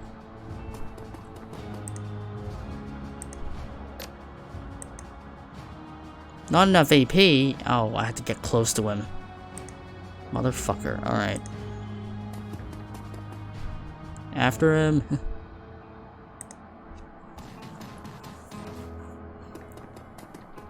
That man is dashing. I don't have anything to slow him down, unfortunately. Oh, I could have hit him with a lightning ball. That's it. I could have done that. Oh shit, there's some people here. Oh, they're following us. Yeah, that makes sense. Aha. Ow.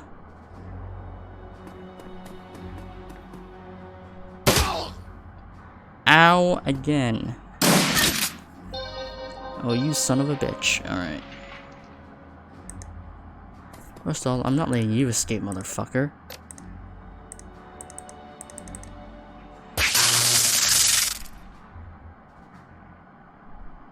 Second of all.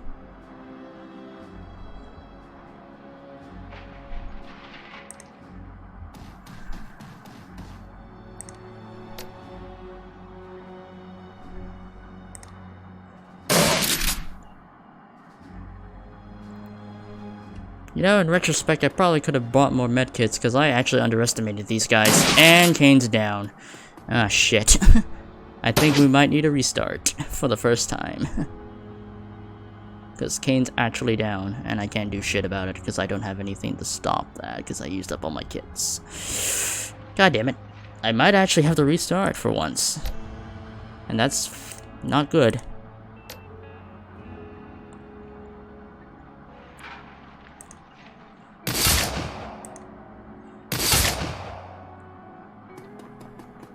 Can Iger solo all of this?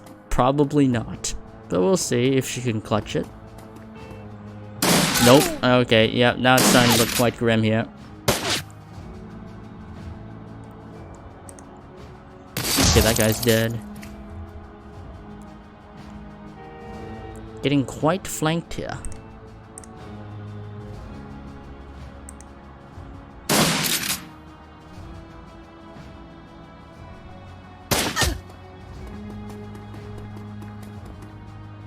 Yep, and we lose. Well, rip. I guess load the last save.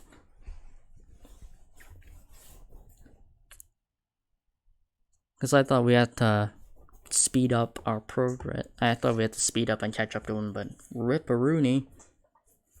Actually, to be honest, I think we could have actually gotten him a lot earlier. But who knows. Oh, it actually saved. Okay, that's cool.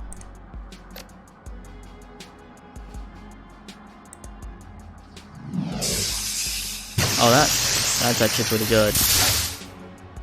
Alright, he can't actually run that far.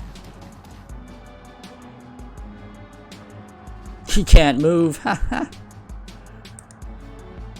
Uh-oh, yeah, they're catching up behind us. We gotta move.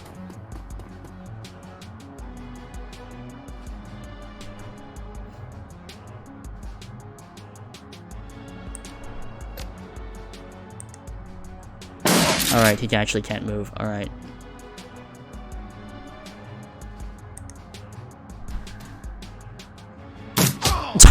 Oh, Jesus fucking Christ. How many kits do I have left? Oh, just the one. Alright. Oh, I don't have my armor spell up. I thought I did. I didn't. Oh, okay. That makes sense. Actually, that's why they did so much damage to me, just because I didn't have my armor up.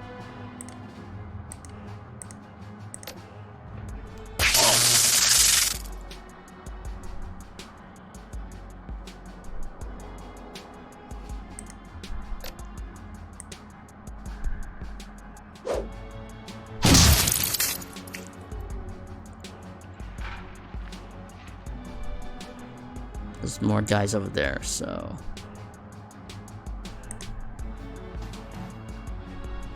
Oh wait, no, there's another one up there.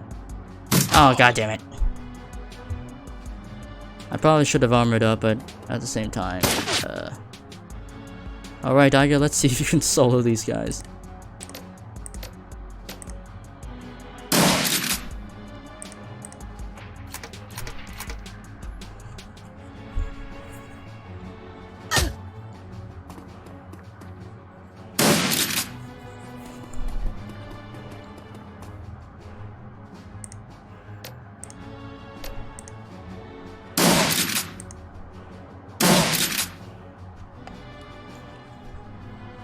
Oh my god.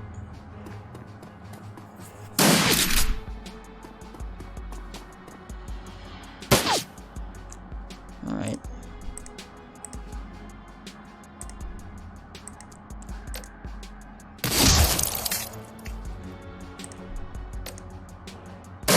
Ah, nice. Oh my god, I can actually solo them all on Iger, that's funny. Meanwhile, Kane's dead. Oh, I have to survive. Okay, the last save then.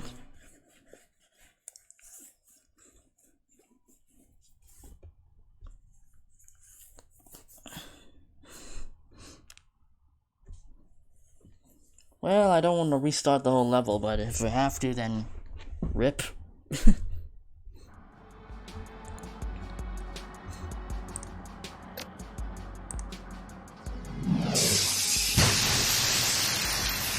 Okay, hold on.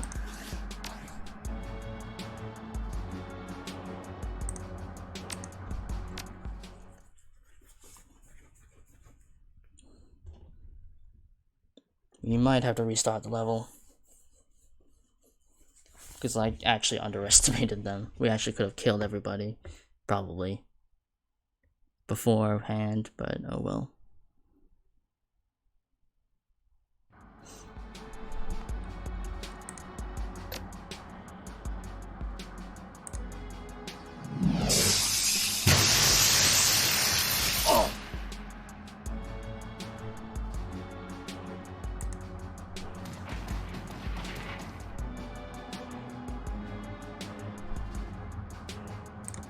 Okay, get your armor spell out. And go after him.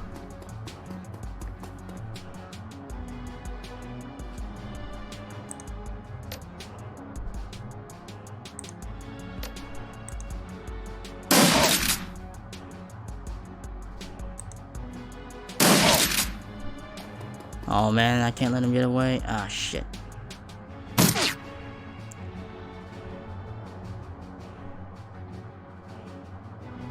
I have to go after him. Cause that man's still running. Meanwhile, Iger, hopefully you can hold all of these guys off. There we go.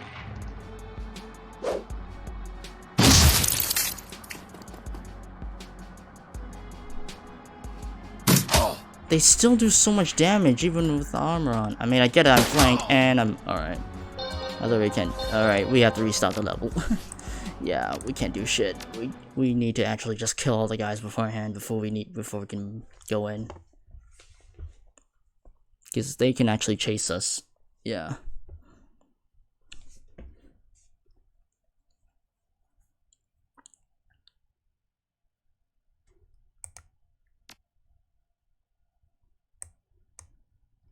Also, we should probably give that to Iger, because I think Iger would be better. Yeah, I think it's better if Iger gets it, because Iger is more tankier than I am, actually.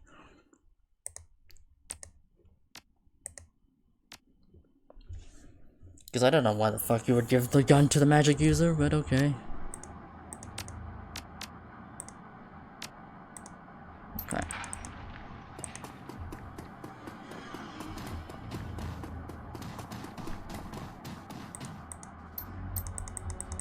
Let's try going this way. I haven't actually been to... Actually, I did go through this way, but... Oh, cardboard box. What's in the cardboard box? The cardboard box is filled with makeshift bedding. A homeless person must be using to keep it warm at night. Search the box. You find a basic uncertified crit stick under the pillow. Yoinky spoinky. Alright. Alright, nice. Anyway.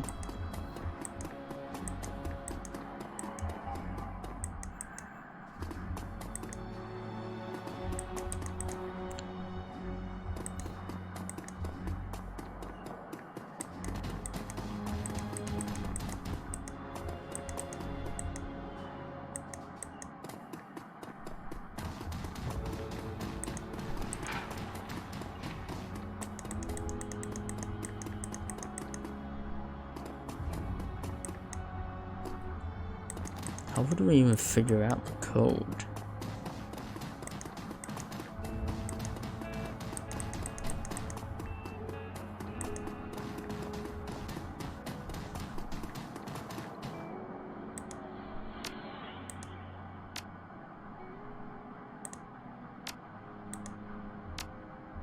No? Alright.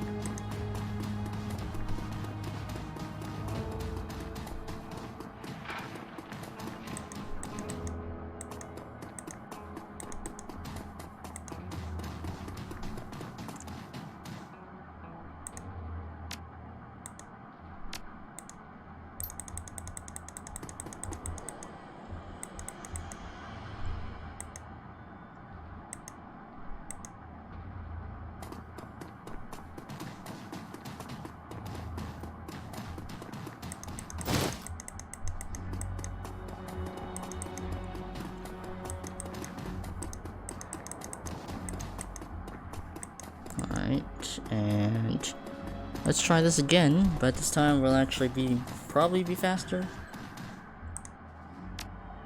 Alright, let's blow this sucker open. Alright, do it.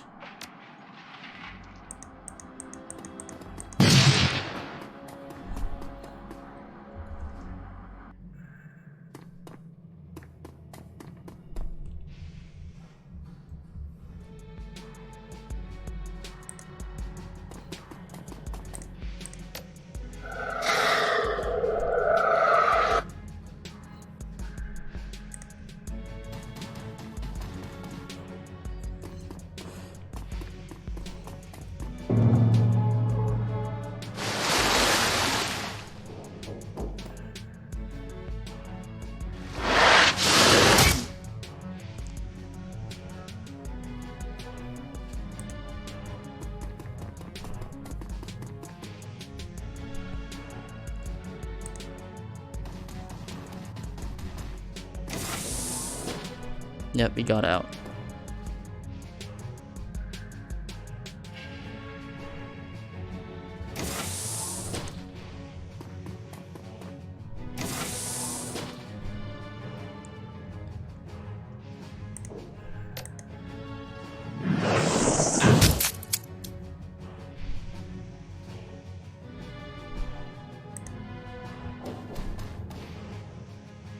I can't. I'm out of line of sight. I need to move in.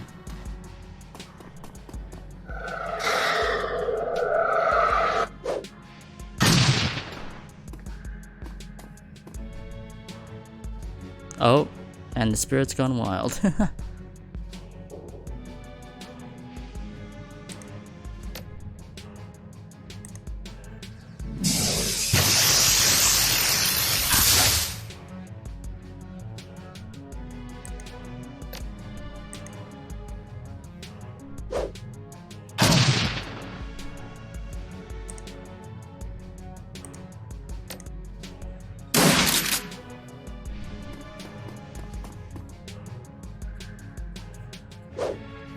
Oh my god, the grenade spammers everywhere.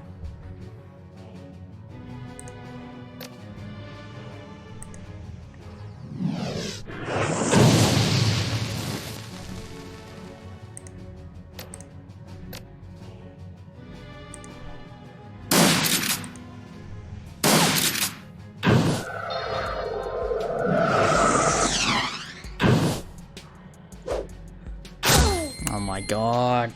What is with them and grenade spamming? Jesus fucking Christ.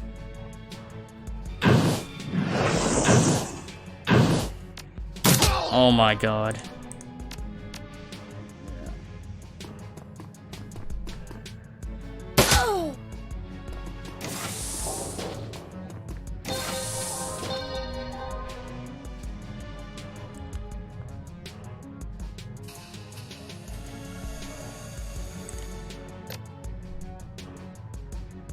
That guy's probably gonna die. I hate you. Well, so much for that. Also, my armor's down. Nope. Okay, we gotta restart the level.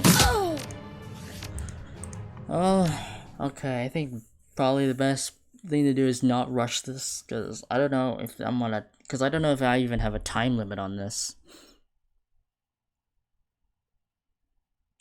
I have no idea if I even have a time limit on this, so for all I know, it's that,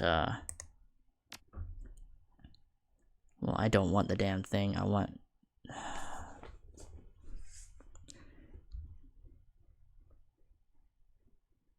Oh, whatever, I'll use it. I have more speed than Iger. Actually,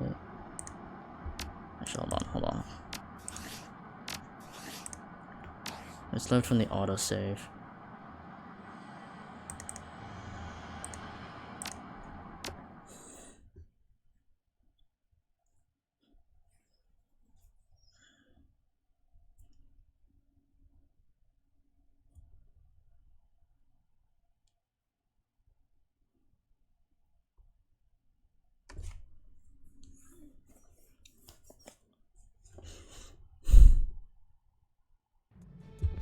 I think, yeah, priority is just to take out these guys.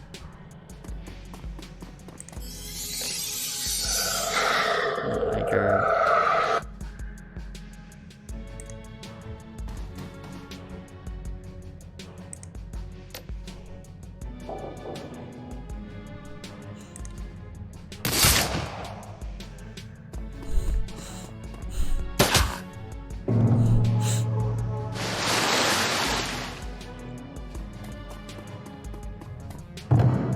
Oh, and the water spirits going against them.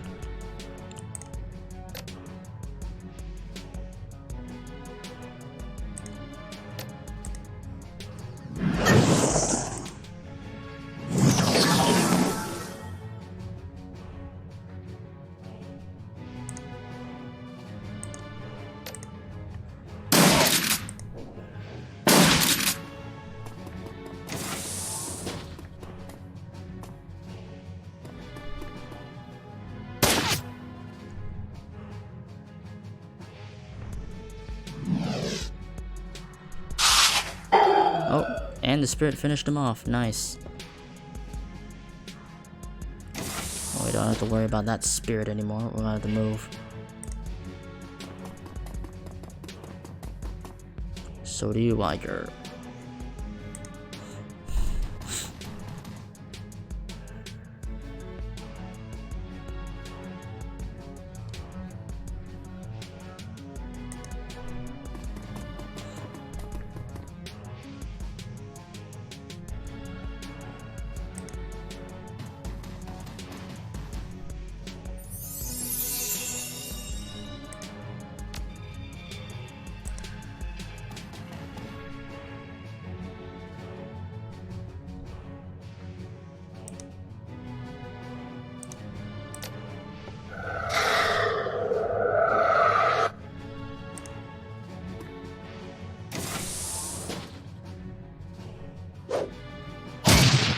Jesus fucking Christ, how much? Fucking hell, that's so much damage. Getting so many crits on him, my god.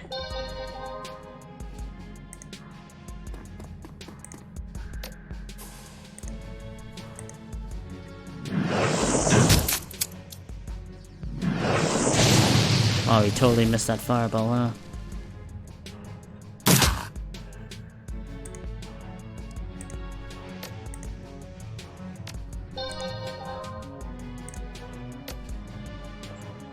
Oh wait, that's wrong one.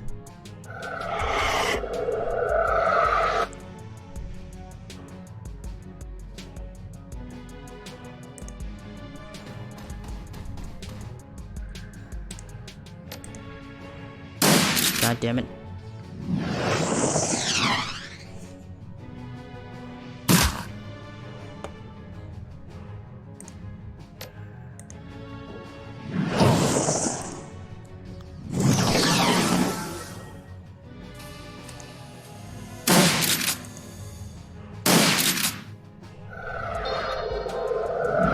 Oh my god, it just undid all the damage they did to them. God damn it. Oh my god, I keep taking so much damage. Even with the armor spell, what the hell? Oh my god.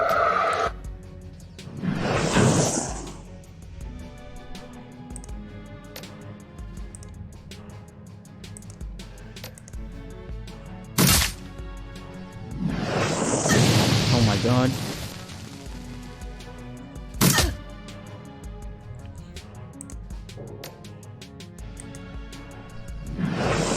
You missed an 80. Oh my god. Again? Oh my god, just... Oh my god, just finish him off. Finish him off. There we go. My goodness.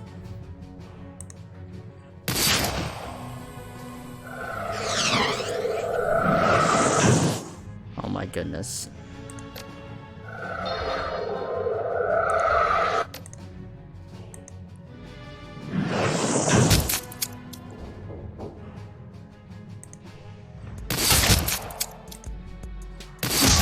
Alright, you're dead.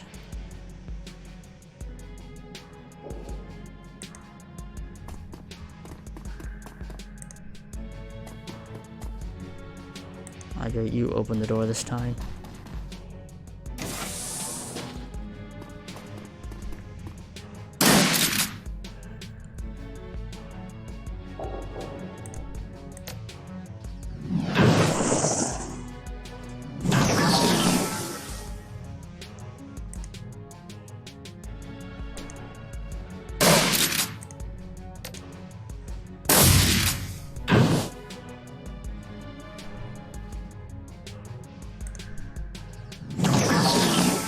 Alright, you're dead.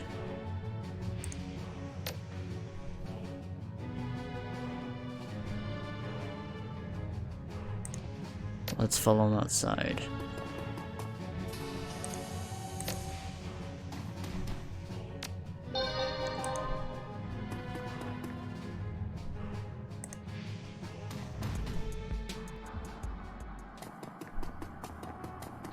Yeah, we need to get that fucker.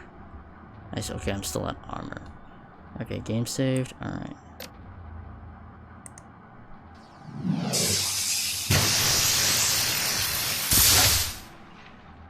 And you got the taser.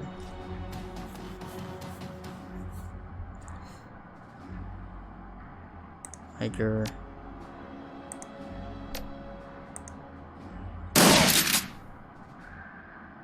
And you need to run up to him. Kane will cover your bases. Right here. Alright, Iger. Get him. Alright, target subdued.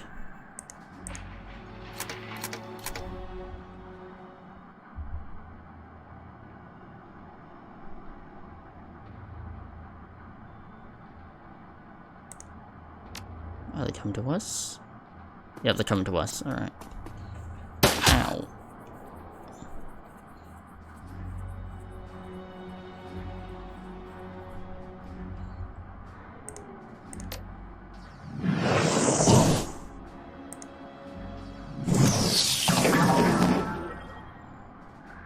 Meanwhile, Iger, you need to get over there.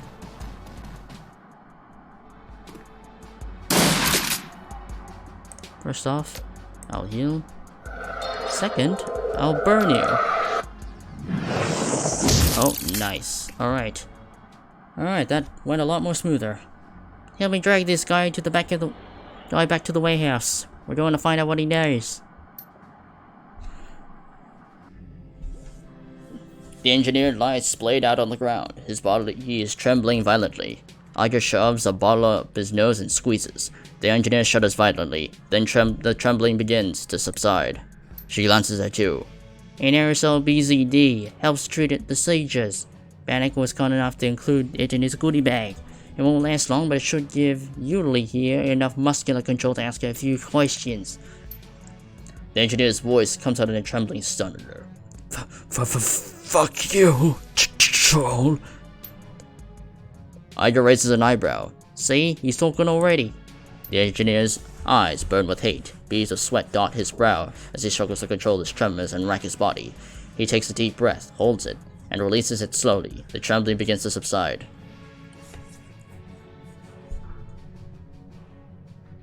We got some questions for you. You better have some answers.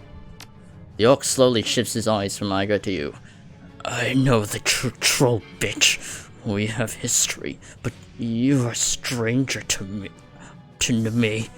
Are you sure that you have the stomach for the stranger? Not many do. Oh, I have a stomach for all sorts of things. Things that you can't even imagine, Yuli. Shadowrun thinks he can frighten me. His voice sounds stronger now. The stuttering that marred his speech has almost completely faded away. How adorable. Oh, Yuli, you should be frightened. She slaps him across the face, splitting his lip down the middle. The impact sounds like a gunshot. You're in serious trouble, my friend. Iger leans in towards the engineer. He recoils, growling the back of his head against the grease-stained Duraplast tiles. You're helpless, a fucking cripple. Her voice comes into a snarl. But if you answer our questions, things will get easier for you, so tell us, whose payroll are you on? She grabs a fistful of orc hair and lifts his head. Her face is inches from his. Tell us who sent you to the shatter nest. There is a long pause. Eventually the engineer looks away. Alright, you wanna know so badly? I'll tell you. Terminus sent me here. They want to use the shatter nest as a base of operations in Berlin. My point of contact is a ghoul named Beetle. He leans it forward and locks eyes with Iger. There, you got your intel. Now set me free or kill me. Really? She leans back, shaking her head. You wouldn't roll over on an employer this easily. Your rep tells me that much. He raises an eyebrow in a look of mock astonishment. No? I guess right, you're jerking us around. You wanted a name, I gave you a name. Want more? I can give you those too. I can give you 100 clients who love a piece of shatternest. How do you intend to determine who really sent me? A couple of ideas. The engineer smirks. You can try beating the truth out of me. You can try cutting on me, getting creative with pliers if you like. Every time you hurt me, I'll give you a different name. Torture me or don't, it'll all the same way. I'll be dead. You'll know nothing for certain, and my clients will move ahead on schedule.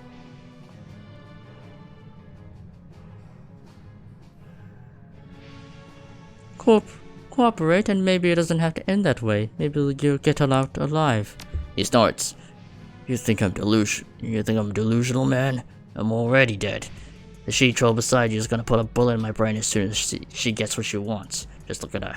Take a long look at that ugly troll face. She's just aching to put me in the ground. Iger's hands bunch into a fist. She's still smiling, but you can feel that the heat of the hatred behind her eyes. You have bigger issues to worry about than my face, Yuli. If you don't start telling me what I want to hear in the next 30 seconds, this is gonna get messy. Hold up, Iger. The engineer cuts you off. A perverse smile has spread itself across his face. You know Iger. He takes his time pronouncing the name, savors it. I'd like to tell you a story. We share so much history, you and I. Iger says nothing, but her eyes narrow. The engineer continues, his grin broadening. This is a funny story. It's a story about your time in the KSK, a story about futility. I can tell you about the many lives that you've touched, and how the syndicates touched them again afterwards. Would you like that? There was a long pause. Eventually, Iger turns to face you. Can you do me a favor? Sweep the building for intel. Anything we might have missed on our way in. Yeah, I'm on it. Take good care of our friend here. She shoots a disgusted glance at your captive. Yeah, don't worry. I will. Alright then.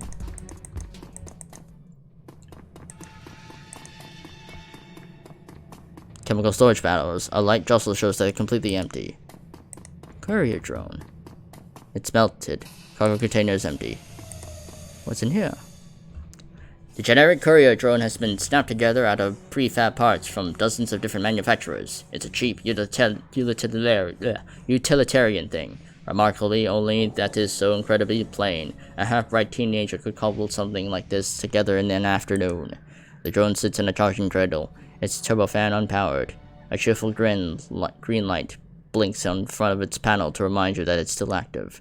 You can see the silhouette of something under the flimsy plastic dome of the drone's cargo compartment. Whatever that thing was here to deliver, it's still carrying it. Pop the lid on the cargo container. You depress the catch on the container's plastic lid. Rather than swinging it open, the lid slides back to reveal a touchpad. Looks like this thing is password locked. Examine the drone more carefully. Taking a closer look, you notice something strange. There's a set of electrical contact panels lining up the lip of the drone's cargo compartment. It's a fair bet that this thing is outfitted with an anti-tampering system of some kind. I don't know the password. Step away for now. I don't want to risk damaging anything.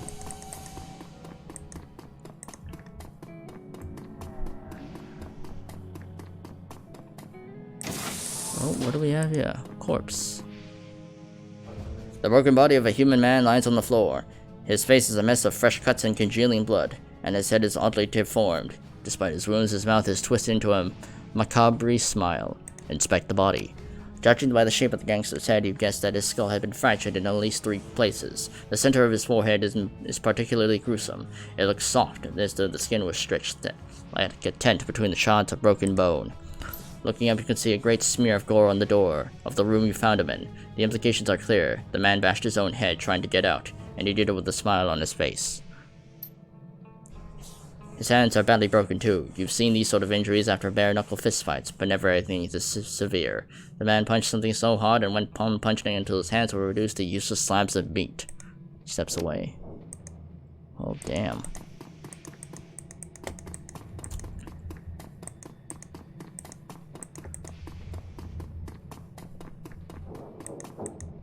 You know, this is why we need a bloody decker and a rigger. Otherwise, there's not really much we can ascertain from, well, from what we're investigating. Flat hasn't been used in years. Well, let's go and smash up the drone, shall we? Oh wait, there's something here. A ledger. There's a small ledger lying on this crate. The cover is cheap leatherette. Then the paper is tissue-thin newsprint. Leaf through the pages. The pages are filled to overflowing with handwritten text. You don't recognize the language. Judging by the accent marks, you guess it's Scandinavian tongue. While you can't read it, an arrangement of text tells you that the ledger is primarily being used as an address book. Pocket it and move on. Alright. Alright, let's smash up the drone then.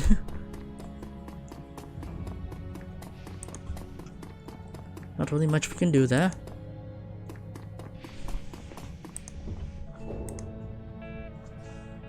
Alright, smash it.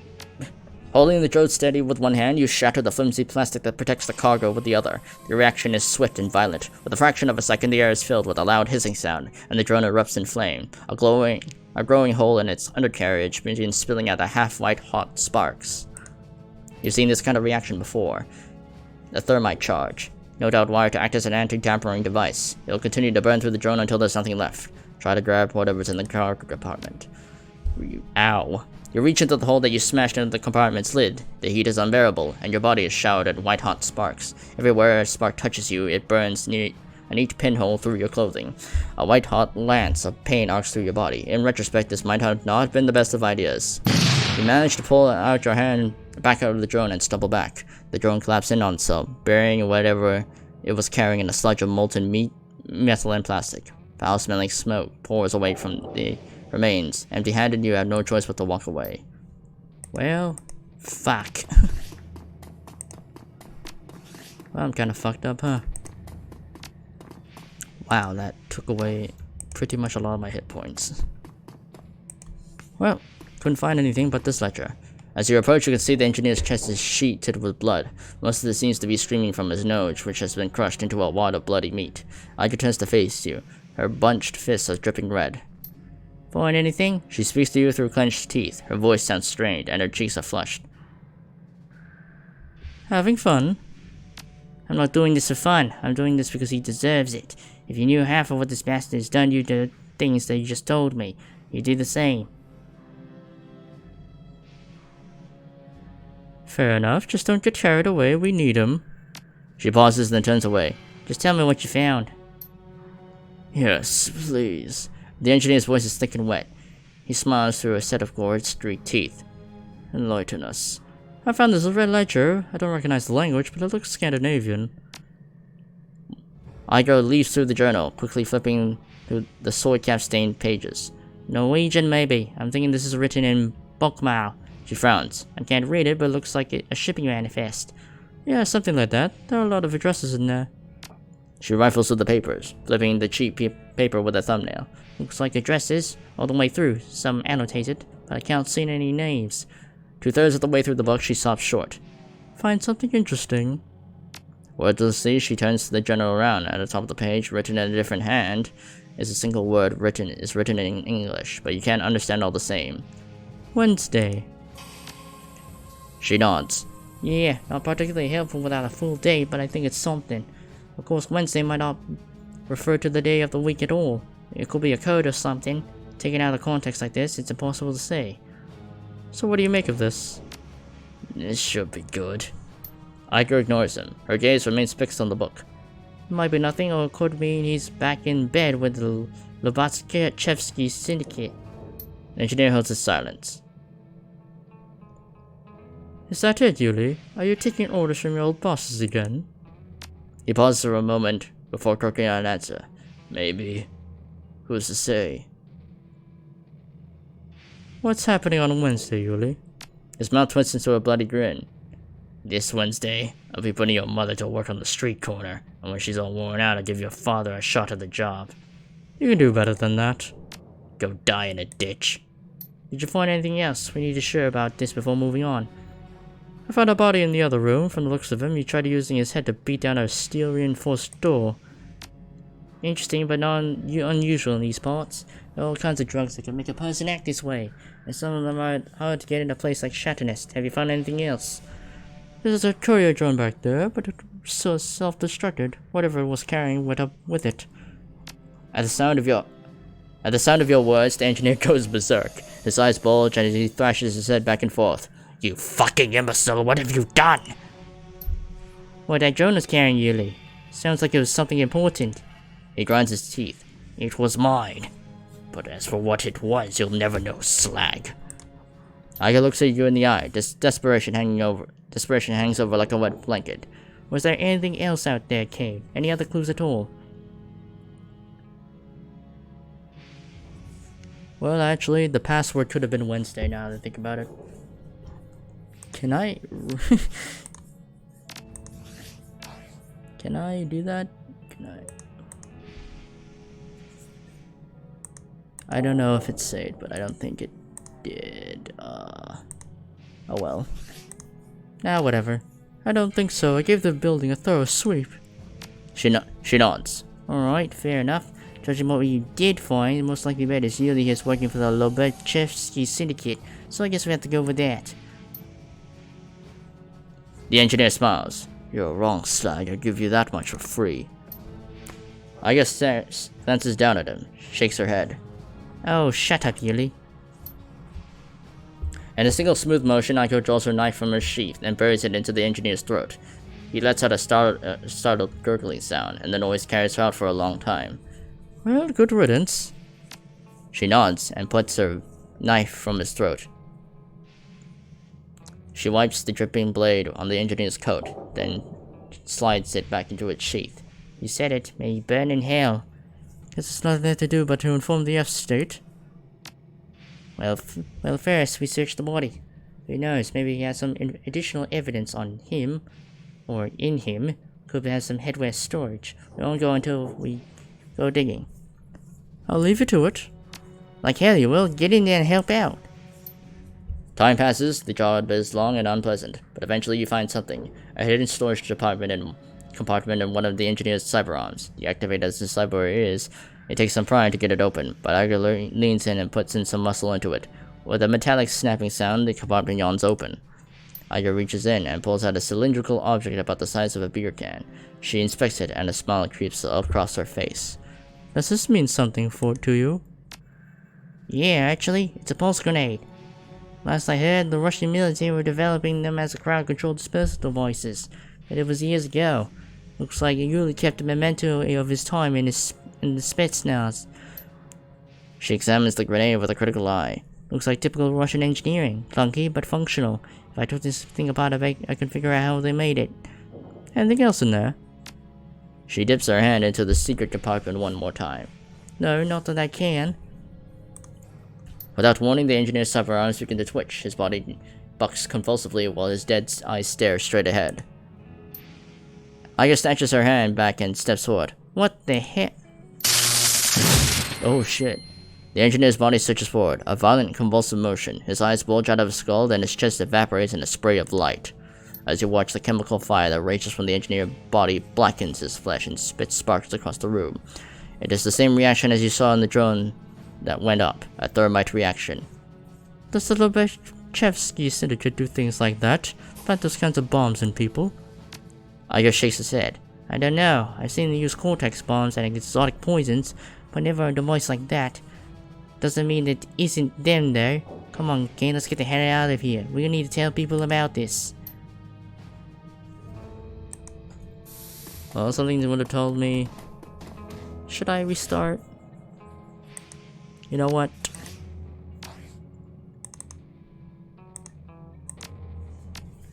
You know what? Let's try this again. You know what? Let's try this again. I could have typed in Wednesday and I could have gotten the password on that drone done. Yeah.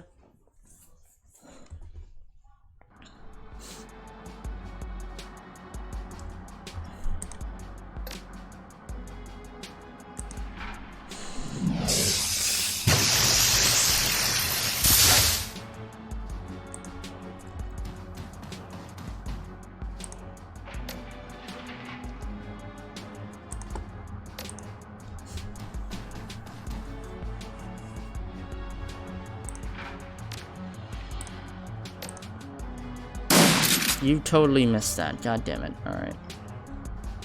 Alright. Yeah, he's gonna fucking run. You know, in retrospect, I should have saved. Like, after we caught him.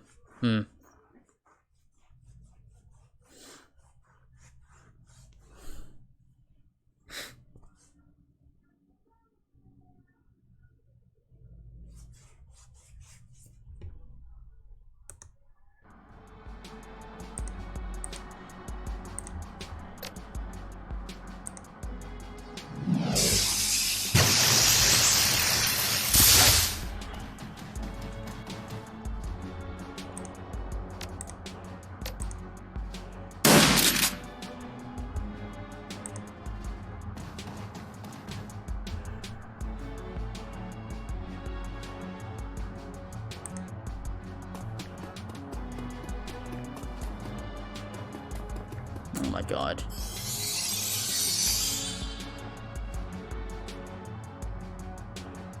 Yeah, I have to RNG this shit.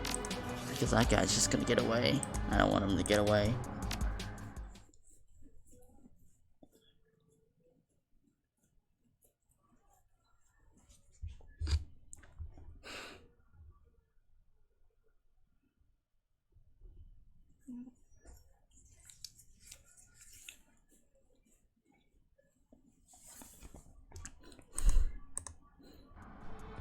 Because that guy's got mad sprints.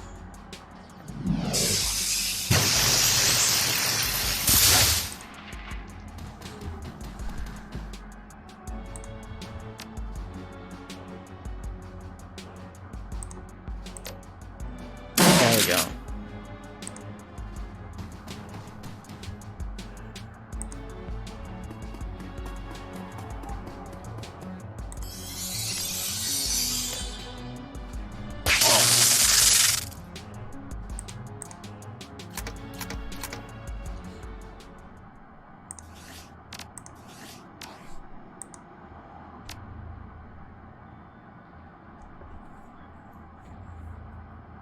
Alright.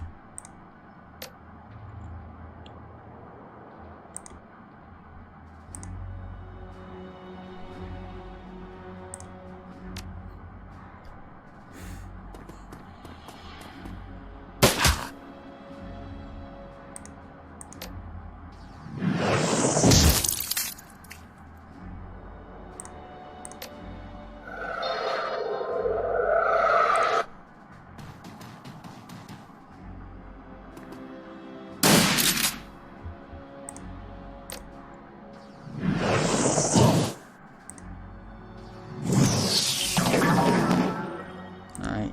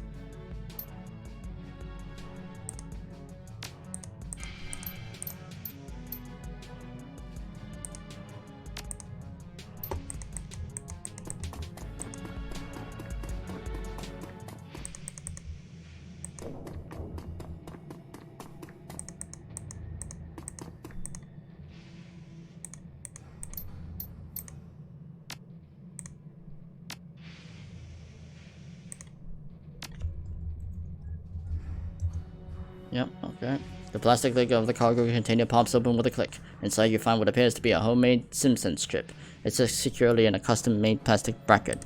Pointy. You pop the chip out of the bracket and pocket it. A few seconds later, an angry hissing sound comes from somewhere deep within the drone. Step back. As you step away from the drone, the hissing sound grows into a roar. The bright white sparks spit out from the drone's melting chassis and streak across the room. You've seen this kind of reaction before. A thermite, yep. And, no.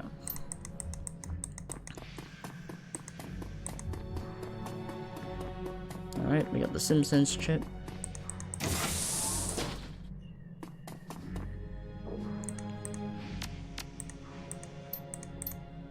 Alright. We're good.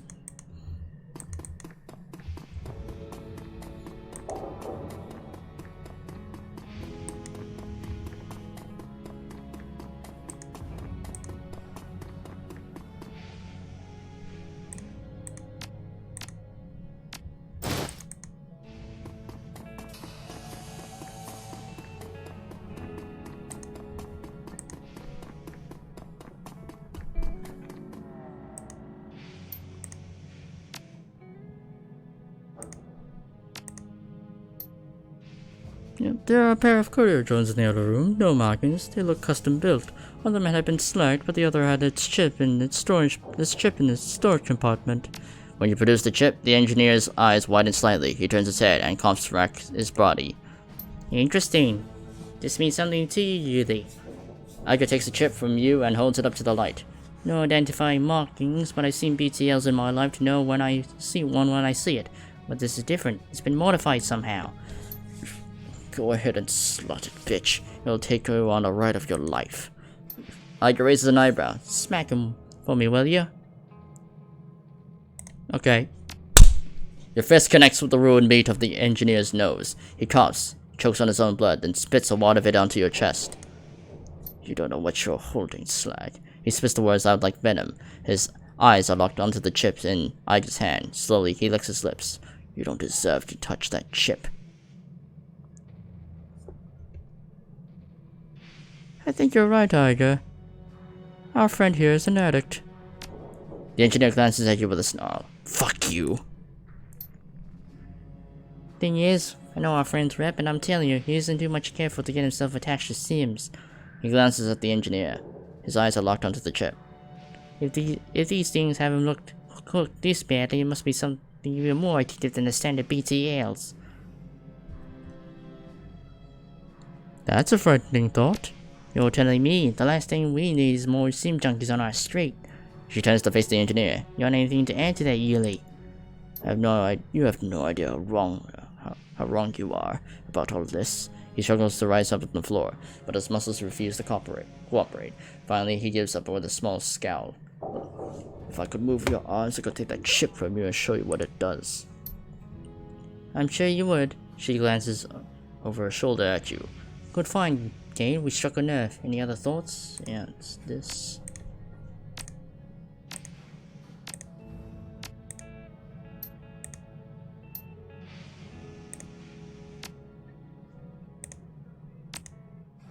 Yeah, some sense. Okay, check the body with the chim chat. Alright.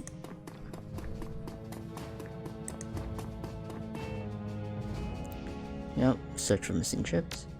The peel at the back of the patch of matted hair, you find something that a casual viewer would have missed. The man had a chip jack. It's a cheap model, sufficient for loading SimSense chips and PTLs, but little else. It doesn't take much effort for you to pry it open. Inside the chip jack, you find a glob of plastic. It looks as though whatever this guy was running melted down sometime after he slotted it. A chip like this couldn't generate enough heat to destroy a SimSense chip. The only logical conclusion is that the chip itself was wired to melt down after use. Alright, take the burned out chip and leave.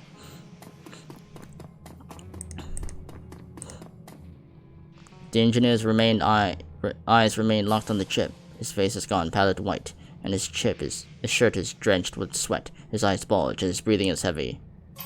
Aga glances at you from your manic captive, and looks at you up in the eye. Find what you were looking for? Yeah, I pried this chip jack open and found a blob of melted plastic inside. It was still warm to the touch. Aga examines the remnants of the chip in your fingers. I've heard of things like this before. Single-use SIMs, designed to self-destruct after they're slotted. Keeps the customers from using the same BTL over and over again. I say you found our missing chip.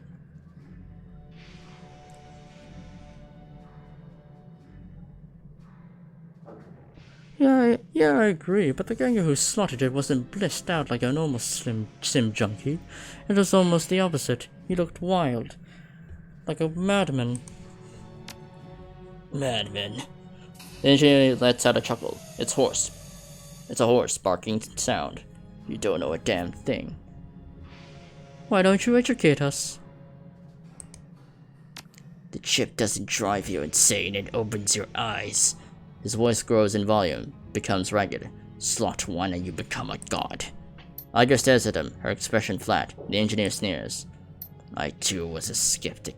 Then the wolf caught me, and the raven opened my eyes, and now at last I can see. Suddenly he lurches forward, every muscle in his body goes tight, and the cords stand out of his neck. Give me the chip. It was promised to me. I need it.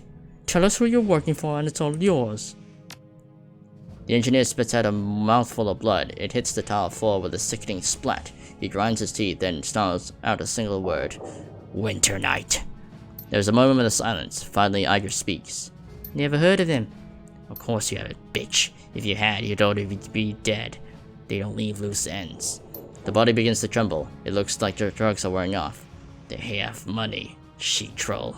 Money and influence enough to put the syndicates to shame. Even I can't say how much, but I do know what I've seen. It's just the tip of the spear. Alright, let's say you're telling the truth. And what sort of secret society is behind, and some sort of secret society is behind this. What do they want with Shatternest? They do not want to tell me these things. All I know is that they want to store things here. Crates, boxes, ships, from all over. No cargo inspections and no traces back to them. What are they shipping in? Weapons, drugs, more of these BTLs? He eyes her incredulously. You think that I asked them? It's not my place to know. All that I know is that it was promised to me. Give me the chip. His voice comes out with a sniffling screech. You promised.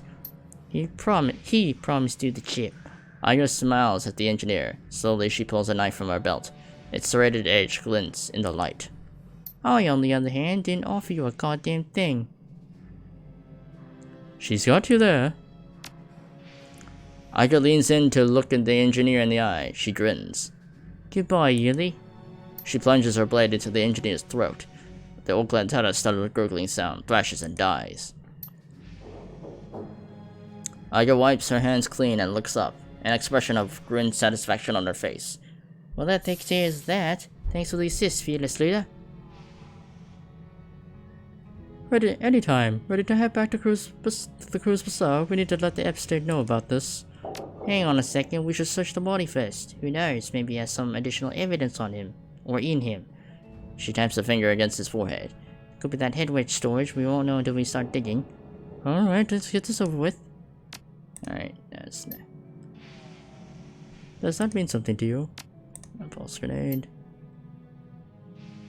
Anything else in there? She dips into the secret compartment one more time. No, not that I can. Without warning, okay, yeah. Kaboom, he's dead. His employers, Winter Knight, they must have implanted that thing in him. Yeah, must have. I'm willing to bet if they haven't used cyberware, the cyborg deactivate on him, he'd have gone up before he had the chance to spill any names. If you're looking for further proof, I think that was it. Yeah, looks that way. Let's go. People need to know about this. Alright, let's get the fuck out of here. And we'll probably get hunted down by Winter Knight, but hey, we got this, hopefully. But actually, also, I'm scared because they're able to shred through my armor spell. And I had pretty much... Oh no, we're good.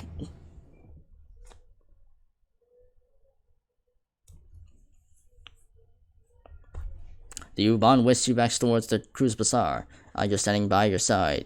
The image of the engineer's body disintegrating in flame replays itself over and over in your mind. The bright flash, the shower of sparks, the overpowering stench of sizzling meat. A blue-green afterimage hangs suspended in the center of your field vision, and refuses to be blinked away. From what Iger told you, the engineer was a menace, an international criminal at the top of his game. And as you watched, he was consumed from within by a device that marked him as disposable. The rattle of your U-Bahn car comes to a halt, shakes you from your reverie, your home.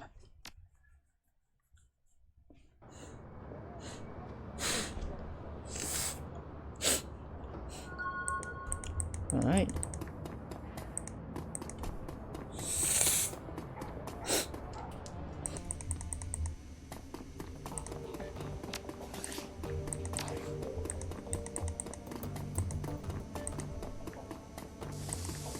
Checking on Iger.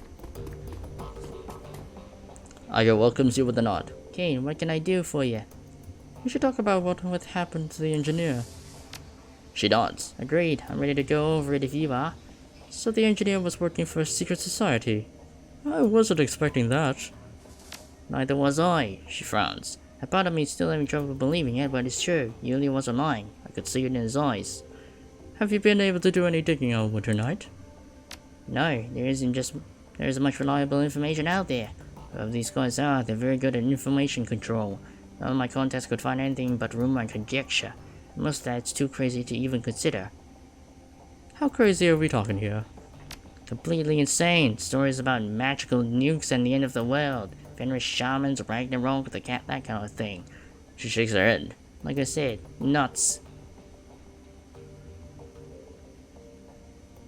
Maybe they're running a disinformation campaign, planting strange rumors to create plausible deniability. That's what I was thinking, yeah. Corporations and governments do it all the time. Why not these guys? And the way we stop them cold in Shatternest, wherever their business is, whatever was going to be in those crates that engineer was having shipped there, it isn't our problem anymore. The Cruise Bazaar is safe on that front at least. Yeah, it is, and we got you to thank for that.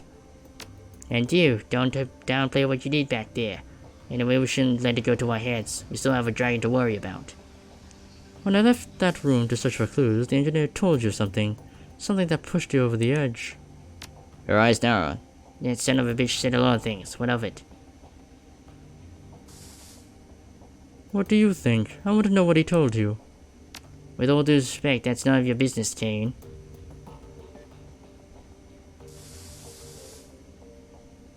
Isn't it? You beat the tar out of the man because of what he told you.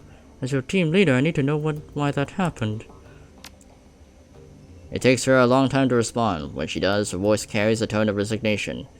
You really want to know? Alright, fine, I'll tell you.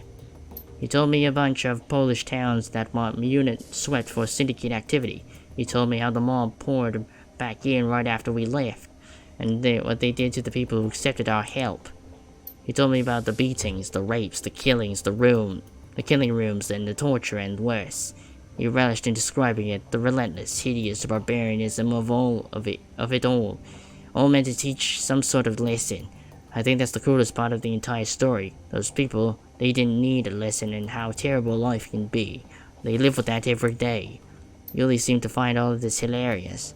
Yeah, I know that he was pushing my buttons on purpose, and yeah, I know that he was trying to make me lose control. But hell with it, he deserved a good beating. Yuli didn't pull any punches, so I didn't pull any punches. And if you have a problem with that, you can go and get fucked.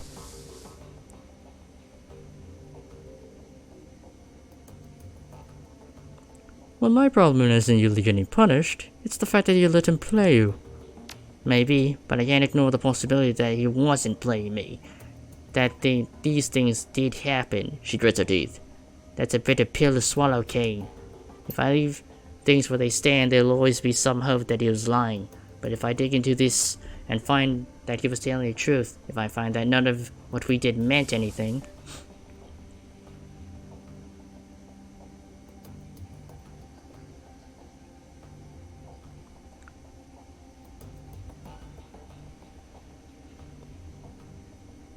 Even if he was telling the truth, that doesn't invalidate what your unit was doing over there.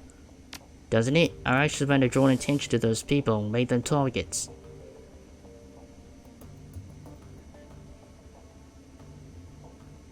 They were already targets. You need to quit beating yourself up over this, Iger. It isn't like you. She gives over the brusque nod. You're right, it isn't. No more moping around, I promise, and I will look into this Kane. Whatever this trail leads me, I'll follow it. I won't stop until I find the truth. I'm willing to help you see it through if you want to help. If you want the help. She shakes her head. Thanks, but no. Not now, at least. At some point we're done with what we're doing, I'll look into this. I'll get to the truth, whatever it might be, but I'm not gonna do it today. Sounds like your priorities are in the right place. She nods. I'd like to think so. Now let's change track. Is there anything else? Is there anything else from the run that you'd like to go over? She folds her arms across her chest. If you have any thoughts, I want to hear them. You said that you could reverse engineer that pulsar grenade you pulled from the engineer. Any luck with that? Yeah, actually, it wasn't too difficult to pull the thing apart and see what made it tick. She smiles. Making one of my own was a different story, but I got it in the end. She reaches into her desk and grabs a cylindrical object. Gently, she lifts it up and hands it to you. Made the newest addition to my arsenal. I call it the voltaic grenade. It's based on the same principles as the Russian pulse grenade, but I've used tweaks of my own. What sort of tweaks are we talking about? Mine has a lot more bite than the original. I bumped the amperage a little bit. Whenever that thing goes off, it'll shut both down the nervous system and cook the organs of anyone in the blast radius. Sounds nasty. She nods and tucks the weapon back into her desk. It is. You wouldn't want to be on the wrong end of one of these. For now, I've only managed to make one voltaic grenade. They aren't the easiest things in the world to manufacture or the cheapest. She nods thoughtfully. But I should be able to scrunch up enough raw materials to put a new one together between each run. Well, it's better than nothing, I suppose. Hell of a lot better than nothing. If used in the right situation, one of these things could turn the tide of an otherwise unwinnable fight. That's something to scoff at, Kane. Hey, I'll take it. Can we talk about something else? Alright. Alright, neat. Nice. Alright. That's good. Now then, now that all the side story stuff is done, let's get back to the main story and invade a security company, fuck them over so then we can blow up a corporate building that specializes in blood magic. Alright. Alright. To OTK International. Alright, I'll need you, and... Oh, there's the voltaic grenade. Oh, that's pretty good damage. Eeny, meeny, miny, mo, da da da da da da. Who did I take on my last mission? Oh yeah, I didn't take Dietrich. Yeah. Alright.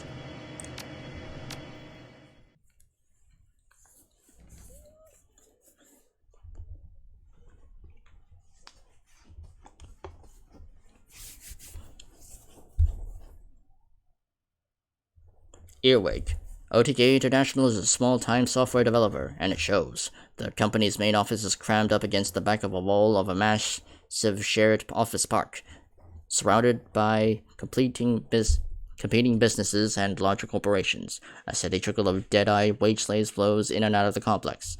The office's parked main entrance is overflowing with higher security, but your forged key cards gets you past them easily enough. A few minutes later, you're walking in the winding corridors of OTK International. You're only a few smashed computers away from putting Ansel's plans into motion. Well, I got more people on my side, so should be good. I'm good. Passing through the main doors of OTK International, you find yourself in a stretch of an industrial hallway. Apparently, the company is too small to warrant such amenities as lobbies or a greeting area.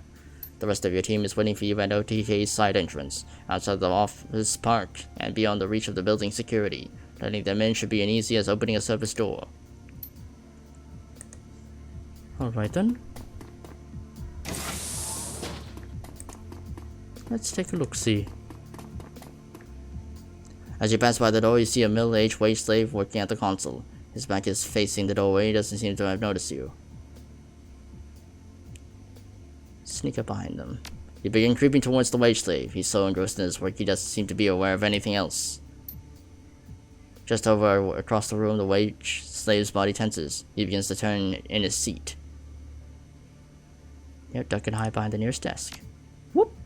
The wage slave completes his turn. He stares blankly at the door for a moment, then shakes his head. He mutters something about needing to get more sleep, rubs his eyes, and returns to work. Continue sneaking towards the wage slave. You resume creeping across the room. Seconds later, you're right behind him.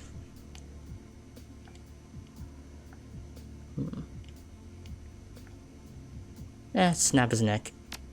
Before he knows what's happening, you grab his head and twist it viciously. With a crackling pop, his body goes limp. He slides to the ground, dead.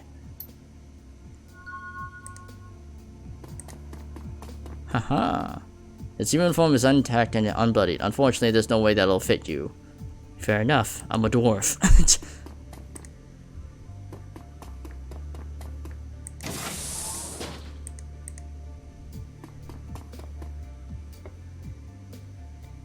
The desk before you is well kept. The papers are stacked neatly, the drawers are closed, and the terminal is shut off. Search the drawers. The contents of the drawers make it clear that this desk belongs to a supervisor of some sort, to a Mr. Stephen Williams, according to the nameplate. You find plenty of employee performance evaluations, schedules of upcoming meetings and deadlines, and otherwise decidedly uninteresting files and papers. One of the drawers, however, is locked. Investigate. The drawer appears to be secured by some sort of electronic lock. The desk itself, however, looks relatively flimsy. You might be able to force the drawer open.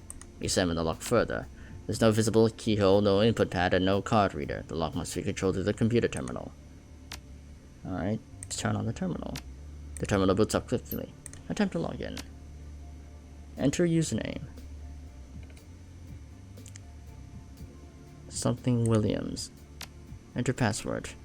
That's a lot of passwords. Okay, I can probably find it from searching the room for clues. Candid. June the 29th has been circled about a half dozen times. Okay. June the 29th. Okay. Okay, they're all locked. Lucy birthday twos. Do not forget. Bookcase.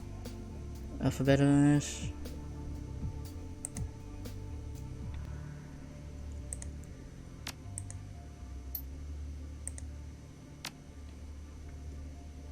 I saw Williams, so...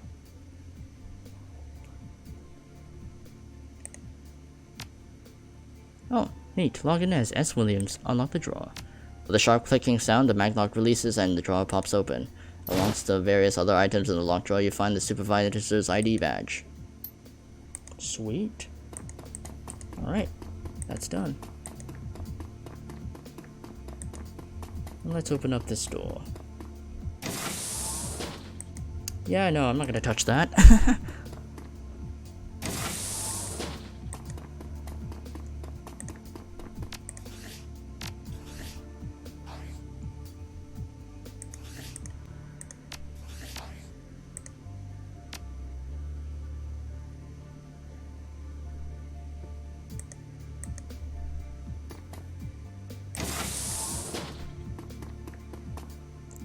Well, I can't do that.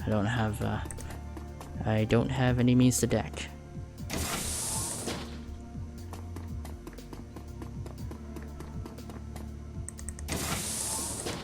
Well, let's get to it.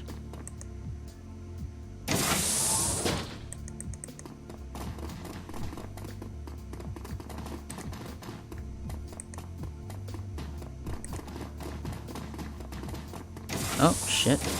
Standing in the hallway is a janitor, a tired-looking woman in her mid-30s. She is staring at you, her eyes wide with surprise. You can't help but notice the alarm panel is set to the wall just behind her. With a flick of her wrist, she can make your job infinitely more complicated. Oh, excuse me, you startled me there. A look of confusion crosses the janitor's face as her eyes slip from you to your teammates to the door that you just let them in through. You are suddenly aware of how very out of place you look in this building, and furrow in the janitor's brow tells you how she has made the same observation. Who are you exactly, and how did you get into this building? I'm new. They just brought me on as a QA tester for the Ares project. Oh, well, welcome aboard. From what I've heard about the QA testing, I don't envy you. The guys back in the server room will appreciate your presence, I'm sure.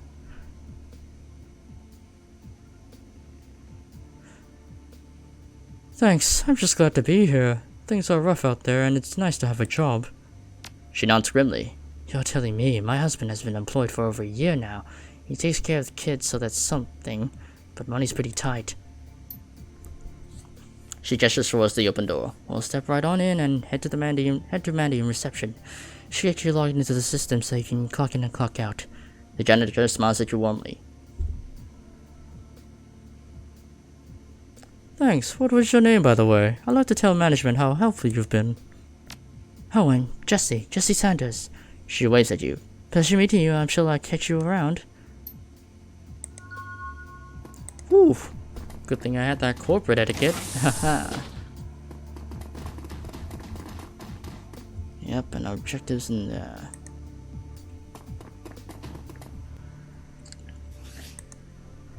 Alright. Alright, Blitz, get in there. Select a Decker.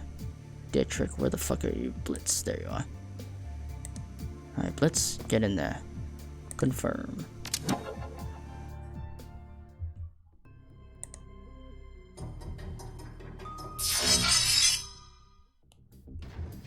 Okay, this isn't so bad. Alright.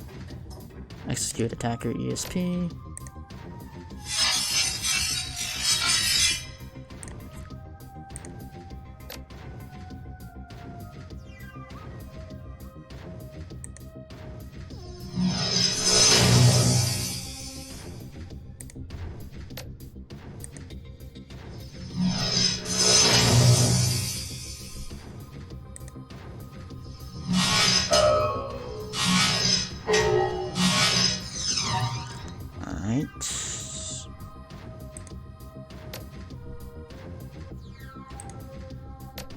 Erosion.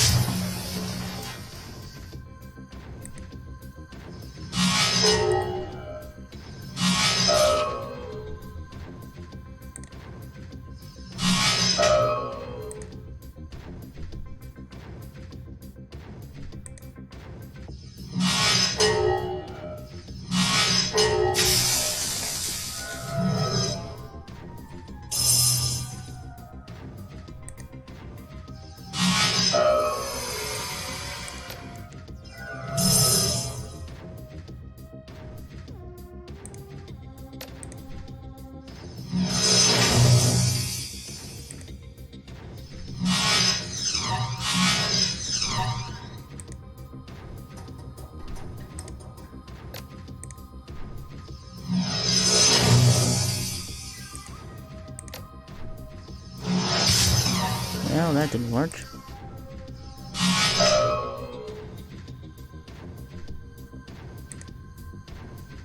Alright, just one more hit.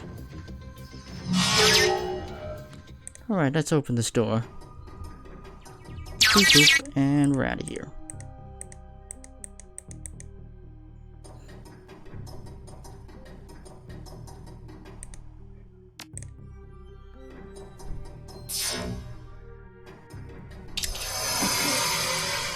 Excellent job, Blitz. Alright, let's move.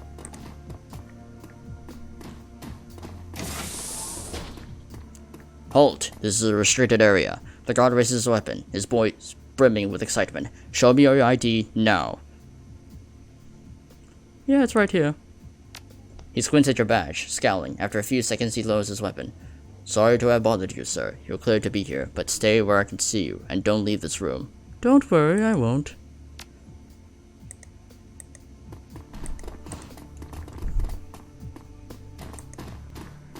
Inspect. Drone control center. Let's take a look-see here first. The guard wheels to face you. Hey, what do you think you're doing? I told you those doors were off limit. Look, I really need to get through here. Would you mind? I can't help you, sir. You're cleared to be in this room, but only under direct supervision, and we can't leave our post to escort you into the other room. He sounds uncertain and suspicious. You just stay in this room, alright? Check your software from where you are and leave. Or else I'll have to call this to Central. He's down. I'll do what I need to do from here.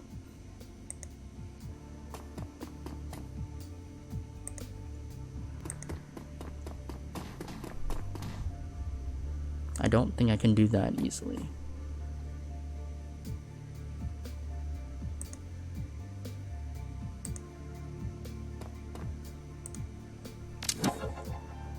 I mean, that's gonna look mad suspicious in front of them, but okay.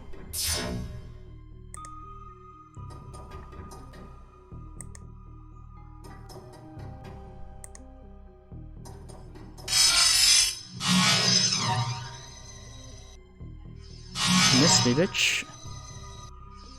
Wow, they all missed. Okay.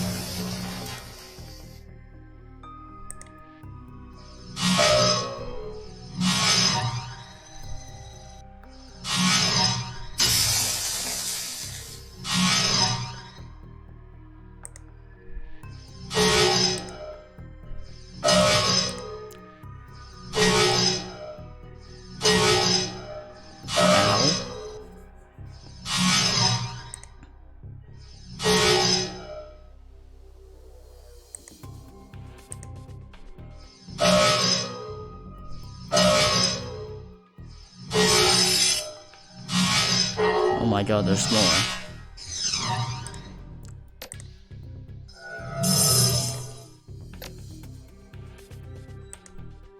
What?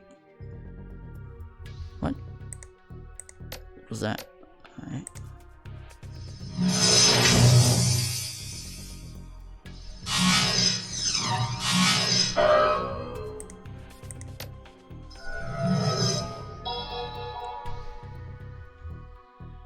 I guess we just run. Oh, no. Financial data server, okay.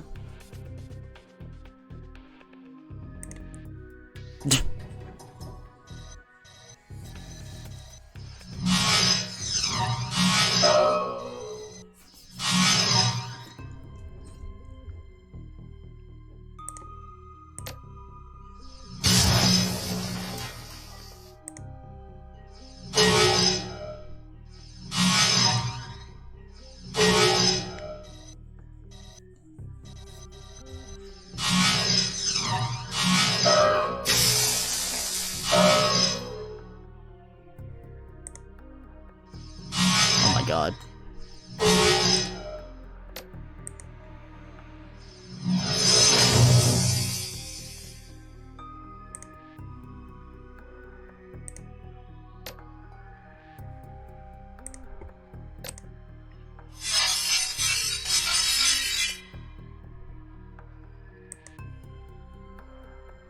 Alright, and kablooey.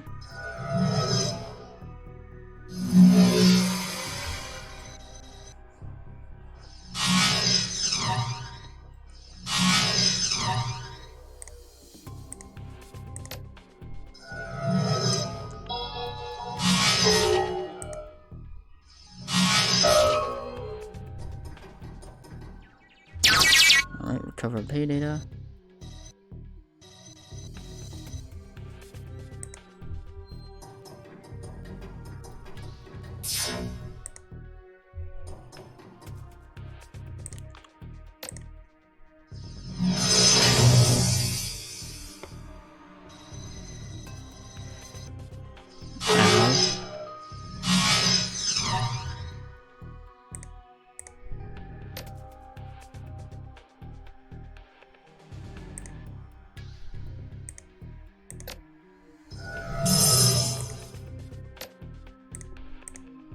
Might as well use this.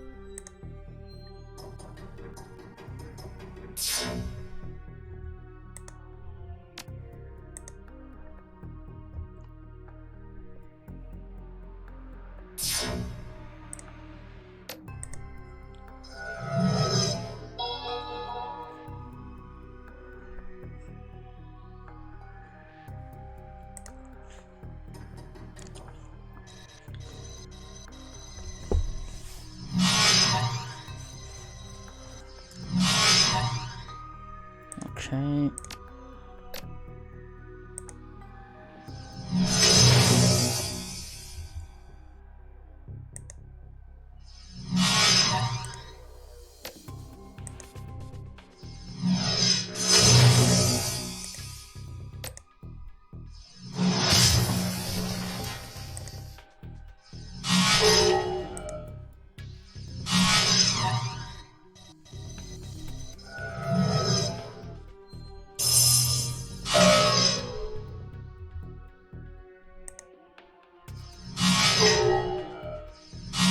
Oh my god.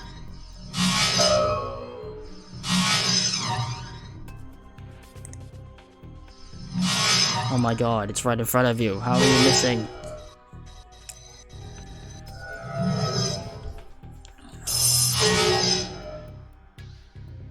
Okay. Oh, you motherfucker.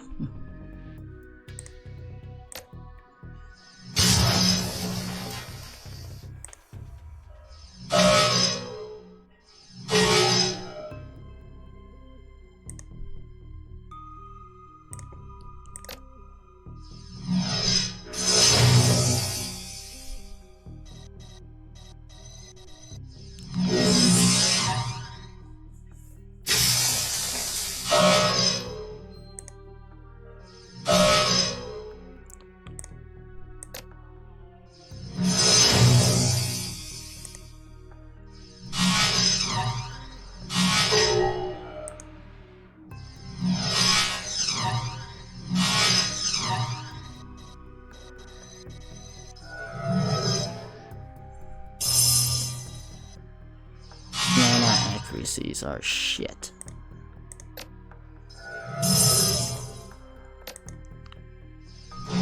Oh my god.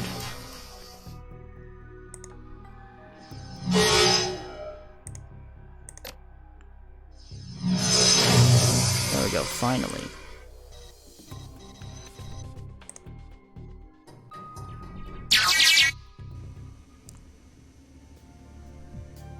Alright, we did it. Alright, let's get the fuck out of here.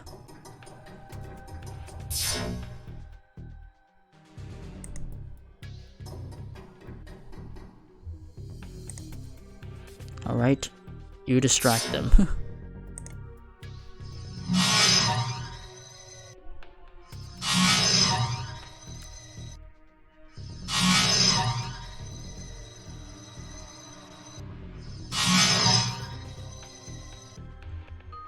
Alright, let's get the hell out of here.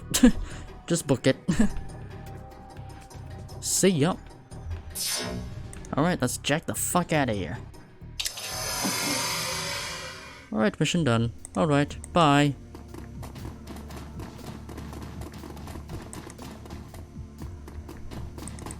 Well, that was easy. That was a lot easier than I thought. Alright, bye. Wow. And that just shows how useful a decker can be. Holy shit.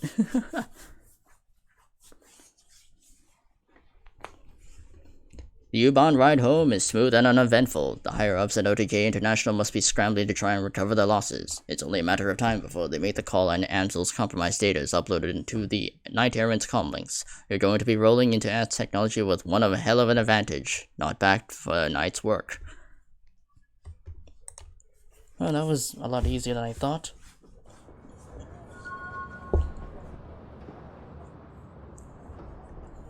Sweet.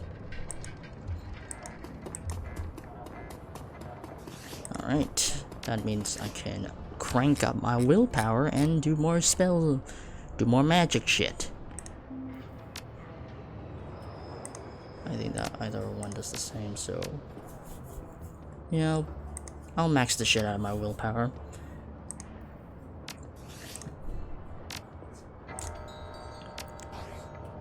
My magic is gonna be through the roof.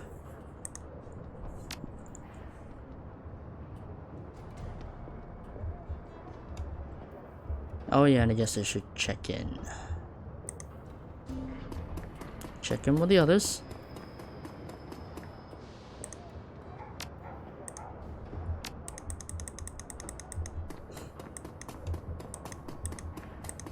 Anything new here? Nothing, okay. Actually, do I have anything in my stash? I don't think I do.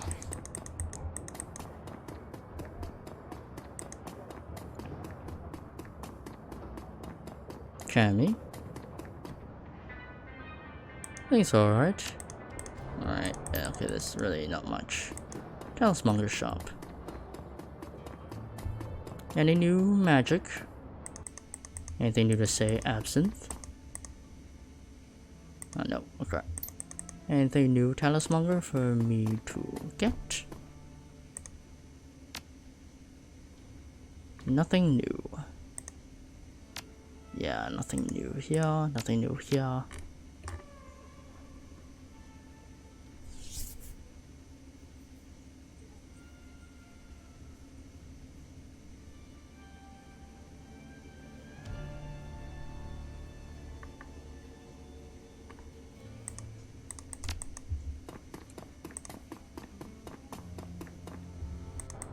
Alright. Oh yeah, we have pay data if I do recall. Yeah.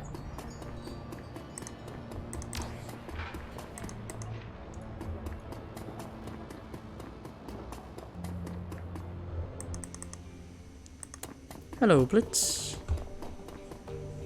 At the sound of your approach, Blitz stumps out of a cigarette. He gives you a curt nod. Kane, I'd offer you a smoke, but that was my last one. You still look distracted, Blitz. Let me guess, you didn't take my advice. I'm never distracted, Chief. Laser focus right here, but you're right. I did keep looking into Emily and I found something. After our talk, I went wandering into all of vast technology matrix hubs that I could find. Nothing too deep, don't worry. I don't want to set off any alarm bells. But I had a hunch that if I poked around long enough, I'd find something that might lead me to a meal. And sure enough, I did. A message from the genuine article herself. She messaged you? Sure enough, sent me a note. Want to hear what it said? He presses forward without waiting for a response. I'll tell you. The note said, and I quote, "Lay off, Blitz. I told you to leave me alone. You've shown admirable self-control over the past year. Please don't give up on it now.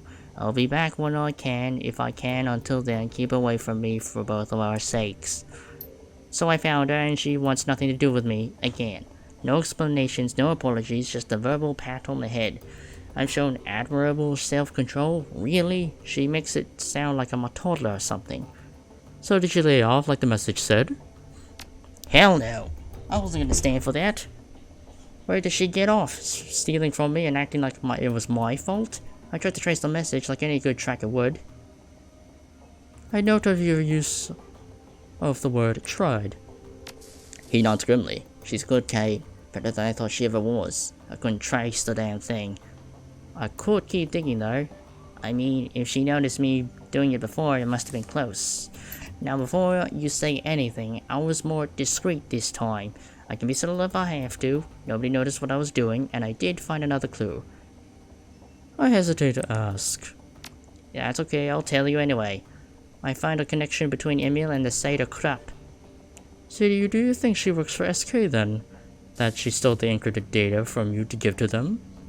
Well, maybe, I don't know. It's confusing. I was able to track down some message fragments connecting her to the Schockenwellen writer. So maybe she was a Seder crap mole, and she got close to me so that she could, I don't know, so she could profit from my decking expertise. Maybe when she told me not to steal the data, she was using reverse psychology. That's gotta be it. She must have wanted me to take it. He frowns, then shakes his head.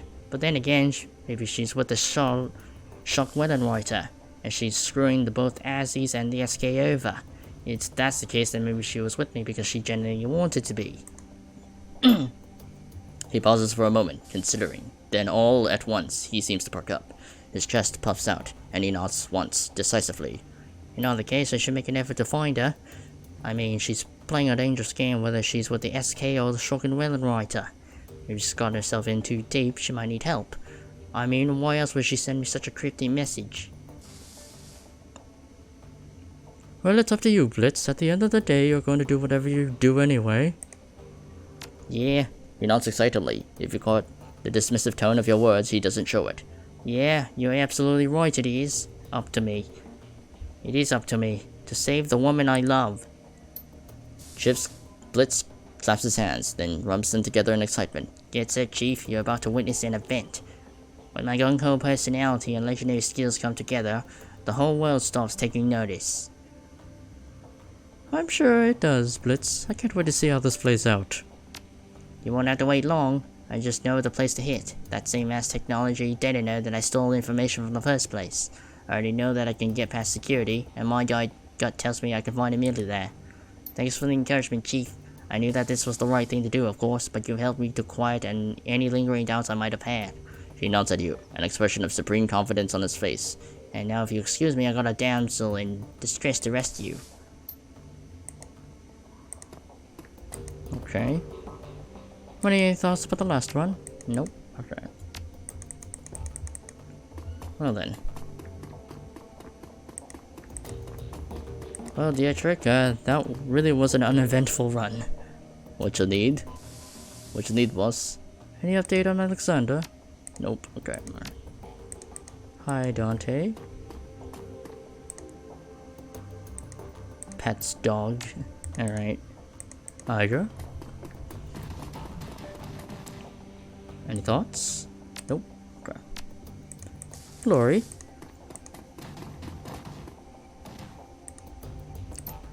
Alright. I guess I can just go on to my mission computer and post the pay data.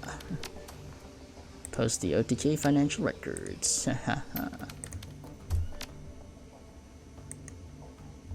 Alright, there we go. Paul Lamson. Kane, a job well done, as usual. The plan has worked swimmingly, I might add. I'm already patched to the Knight Errant comm system, and if when they summon their high threat response team, I will know it. As soon as you're finished resupplying, I recommend heading directly to the Jewel District. I take it that's where the Azzy facility is? Amsel nods. That is correct. The Azzies control the majority of the district, and you will find their research facility at the heart of it. Considering the level of security that Az Technology is running, I wouldn't count on medical evac being available on this run. In fact, I bet against it. That means if anyone falls unconscious in there, they'll be buried when the building collapses, obviously. You can't let that happen. I suggest stocking up on medical supplies before leaving the cruise bazaar. Noted, I'll buy out Eskibel's supply of medkits and Bumona contracts. One last thing, Kane. Frau Muller sent me a message while you were on the OTK run. She says that when you reach the sub-basement of the facility, you will find a security door. This door maglocks can be opened via a voice print recognition system. Apparently, Frau Muller surreptitiously recorded your meeting. She claims that she has added your voice print to the Az Technology database. What does that mean for me? If our client is to be believed, you will have necessary access to open the door. The rest of your team, however, will not. When you reach that door, I recommend grouping up. Only you can open it, and there's no saying what you'll find on the other side. Frau Muller didn't tell you? Unfortunately, no. Since your meeting, her messages have been erratic. In truth, I'm not sure that she knows, but she was very clear about one thing. You're going to have to get past that door to reach the generators. Go now, Kane. We need to strike while the iron's hot. I'm on it.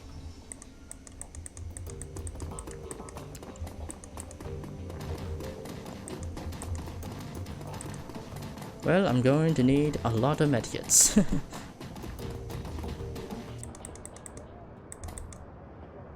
To the triage clinic. The clinic? The triage clinic. To the triage clinic. And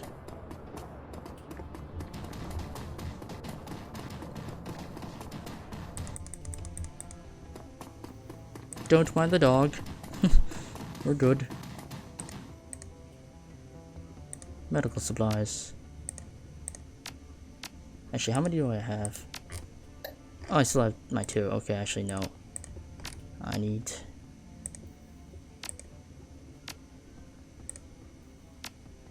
Yes. Actually, Actually, no, I'll buy a bit more. I have the money.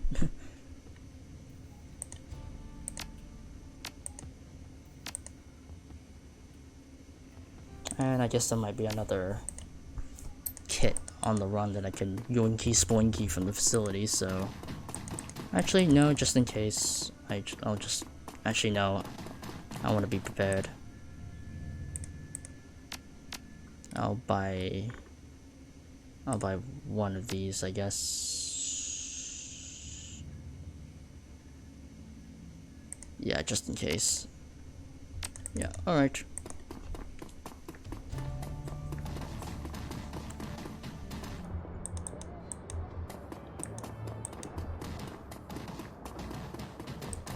Alright then.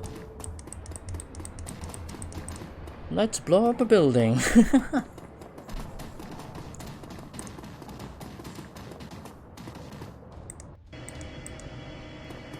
Alright, Dante, you stay home just as usual. Alright. Assemble the team to travel to Az Technology's Berlin compound to sabotage their Bloodline research project.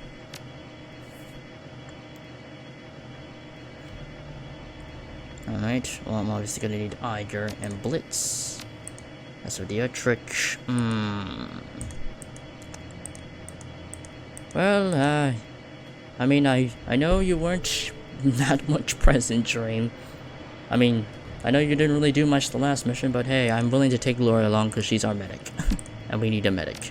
Because it sounds like shit's gonna be tough. And I'm gonna take Amsel's word on it. I even bought out some of the highest quality of medical merchandise that Dr. Exkibel has to offer. Bloodline, Az Technology. A giant in the worlds of technology and magical research, one of the most powerful and feared corporations on the planet. There are very few places in the world that the tendrils of vast technology cannot reach. Germany is no exception. The black glass edifice of an anti-pyramid dominates the courtyard of the Citadel Spandau, and countless other, more innocuous facilities can be found all over Berlin. The lab that they maintain in the Jewel district is one of these. According to your client, the project of the Azizes are working on here is dangerous. So dangerous that she is paying you to bring the entire building down.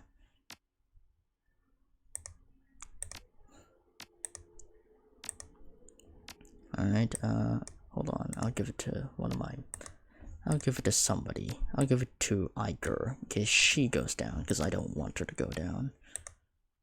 Does Blitz have one? No, he doesn't. Okay, I'll give one to Blitz as well. Actually, no, he'll probably be a good distance away, so... yeah. I'll give that one to Iger, so then... when she goes down, she has that to bring it back up. The Jewel District is everything that your client made it out to be. Corporate complexes of all description crowds into one another, competing for the district's limited space. Lights burn in all of the windows, but the street stands empty. No shoppers, no pedestrians, nothing but silence. Quiet out here. A friend of mine did a job here once. Told me that the local wage slaves are all issued efficiency apartments deep inside of the compound. Apparently the buildings are all linked up in an underground tram system. Bed to cubicle in less than 5 minutes. Most days the poor bastards don't even get to see the sun shine. This ain't living, it's a slow death. He shakes his head. I just don't get wage slaves, man. I really don't. Alright, interact. Searching the dead drop. You find the package with the telltale markings of Wellenreiter.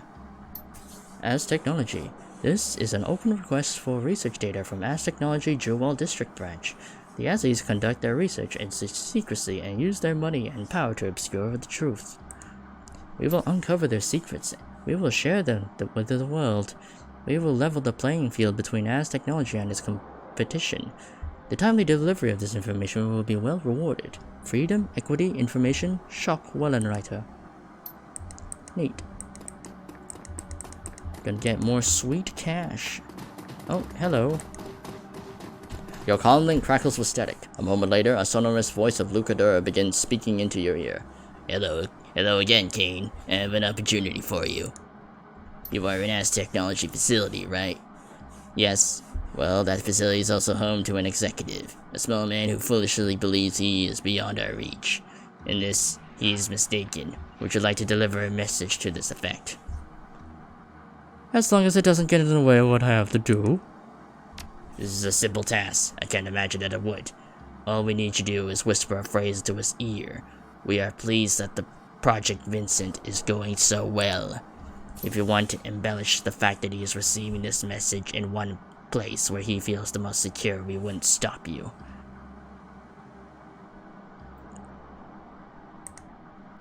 And that's all there to it. Is there to it. A simple job and an important one. I've already marked your target's current location on your PDA. We have great faith in you, Kane. Please don't disappoint us. Alright. More bonus objectives. Alright. Your comlink buzzes. There's a series of clicks as the connection is established. A moment later, Paul Amsel begins to speak. Alright, Kane. That's the As Technology complex, just in front of you. You'll note the heavy security posted at the front door. Those are ex-Technology employees. They're dangerous to be sure, but you can probably take them out without too much difficulty. Unfortunately, the Azis have also contracted Knight Errant to protect this facility. They're the ones we need to worry about. Just to reiterate, you want to keep a low profile on this run, get in and out as quickly as possible. Knight Errant keeps a high threat response team on site, and you don't want to tangle with them, trust me on that. If you do need to go out loud, give it everything you've got. You're going to be reducing the building to a smoldering crater anyway, but I highly recommend stealth over frontal assault. Thanks for the heads up. No problem. If I were you, I'd begin trying to find an alternate path into the building. Something out of sight.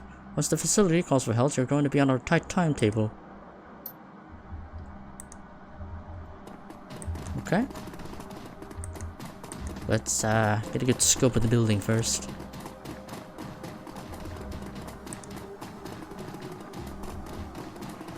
A shoddy sword cap shop. Looks like it's closed.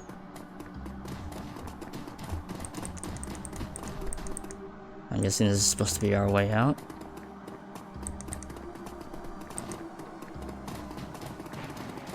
A human and a dwarf, both in their early 20s, stand huddled in the courtyard. They don't seem to have noticed your approach. She's been gone a long time, Mira. I'm getting word, aren't you? She's my girlfriend, Heinrich. Of course I'm worried, but she can handle herself. On the streets, yeah, but against the Aussies? I just don't know. She'll be okay. Brave words, but her tone tells a different story. It's plain as day that she's worried sick.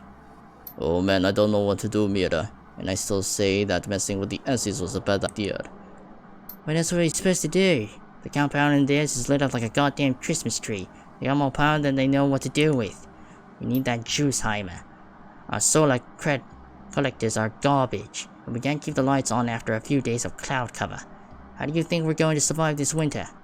I know, Mira, I know, but couldn't we just have bought some second-hand panels? They can't be that expensive. She sighs. We could have, sure, but poor Danny spent our last handful of new yen on those forged keycards. She straightens up, puts on a brave face. She'll be fine. She'll be back any second now. Just you wait. Hello there. She looks up at you with her expression guarded. Yeah, what do you want? Couldn't help overhearing you two going up against ass technology, huh? We're not going up against anything. She gestures broadly at her own body. Do we look like Shadowrunners to you? We're just improvising. Trying to stay in business. He gives Mira a significant glance. The only way we can. Could you two use some help? Sounds like your friend has gotten herself in some trouble. Her tone is sharp. We'll be fine. What we don't need is a stranger butting into my business. Just go away, alright, and have a nice day. Mira, look at him. That's a professional. He can help us. He takes a step towards you, his arms wide. Please, man, we do need your help. She doesn't want to admit it. If it's bad for the Aussies, it's good for me. I'll help you out. Oh, thank God, and thank you too. He turns to Mira. Give him the spare keycard that Danny bought. He's going to fix this for us. You can see the mistrust in her eyes, but after a moment's hesitation, she begins to fish around in her bag. Finally, she produces a thick plastic keycard. She hands it to you. This will get you into the utility tunnel. Danny went down there about half an hour ago. She said she'd be back in 10 minutes. Find her for us.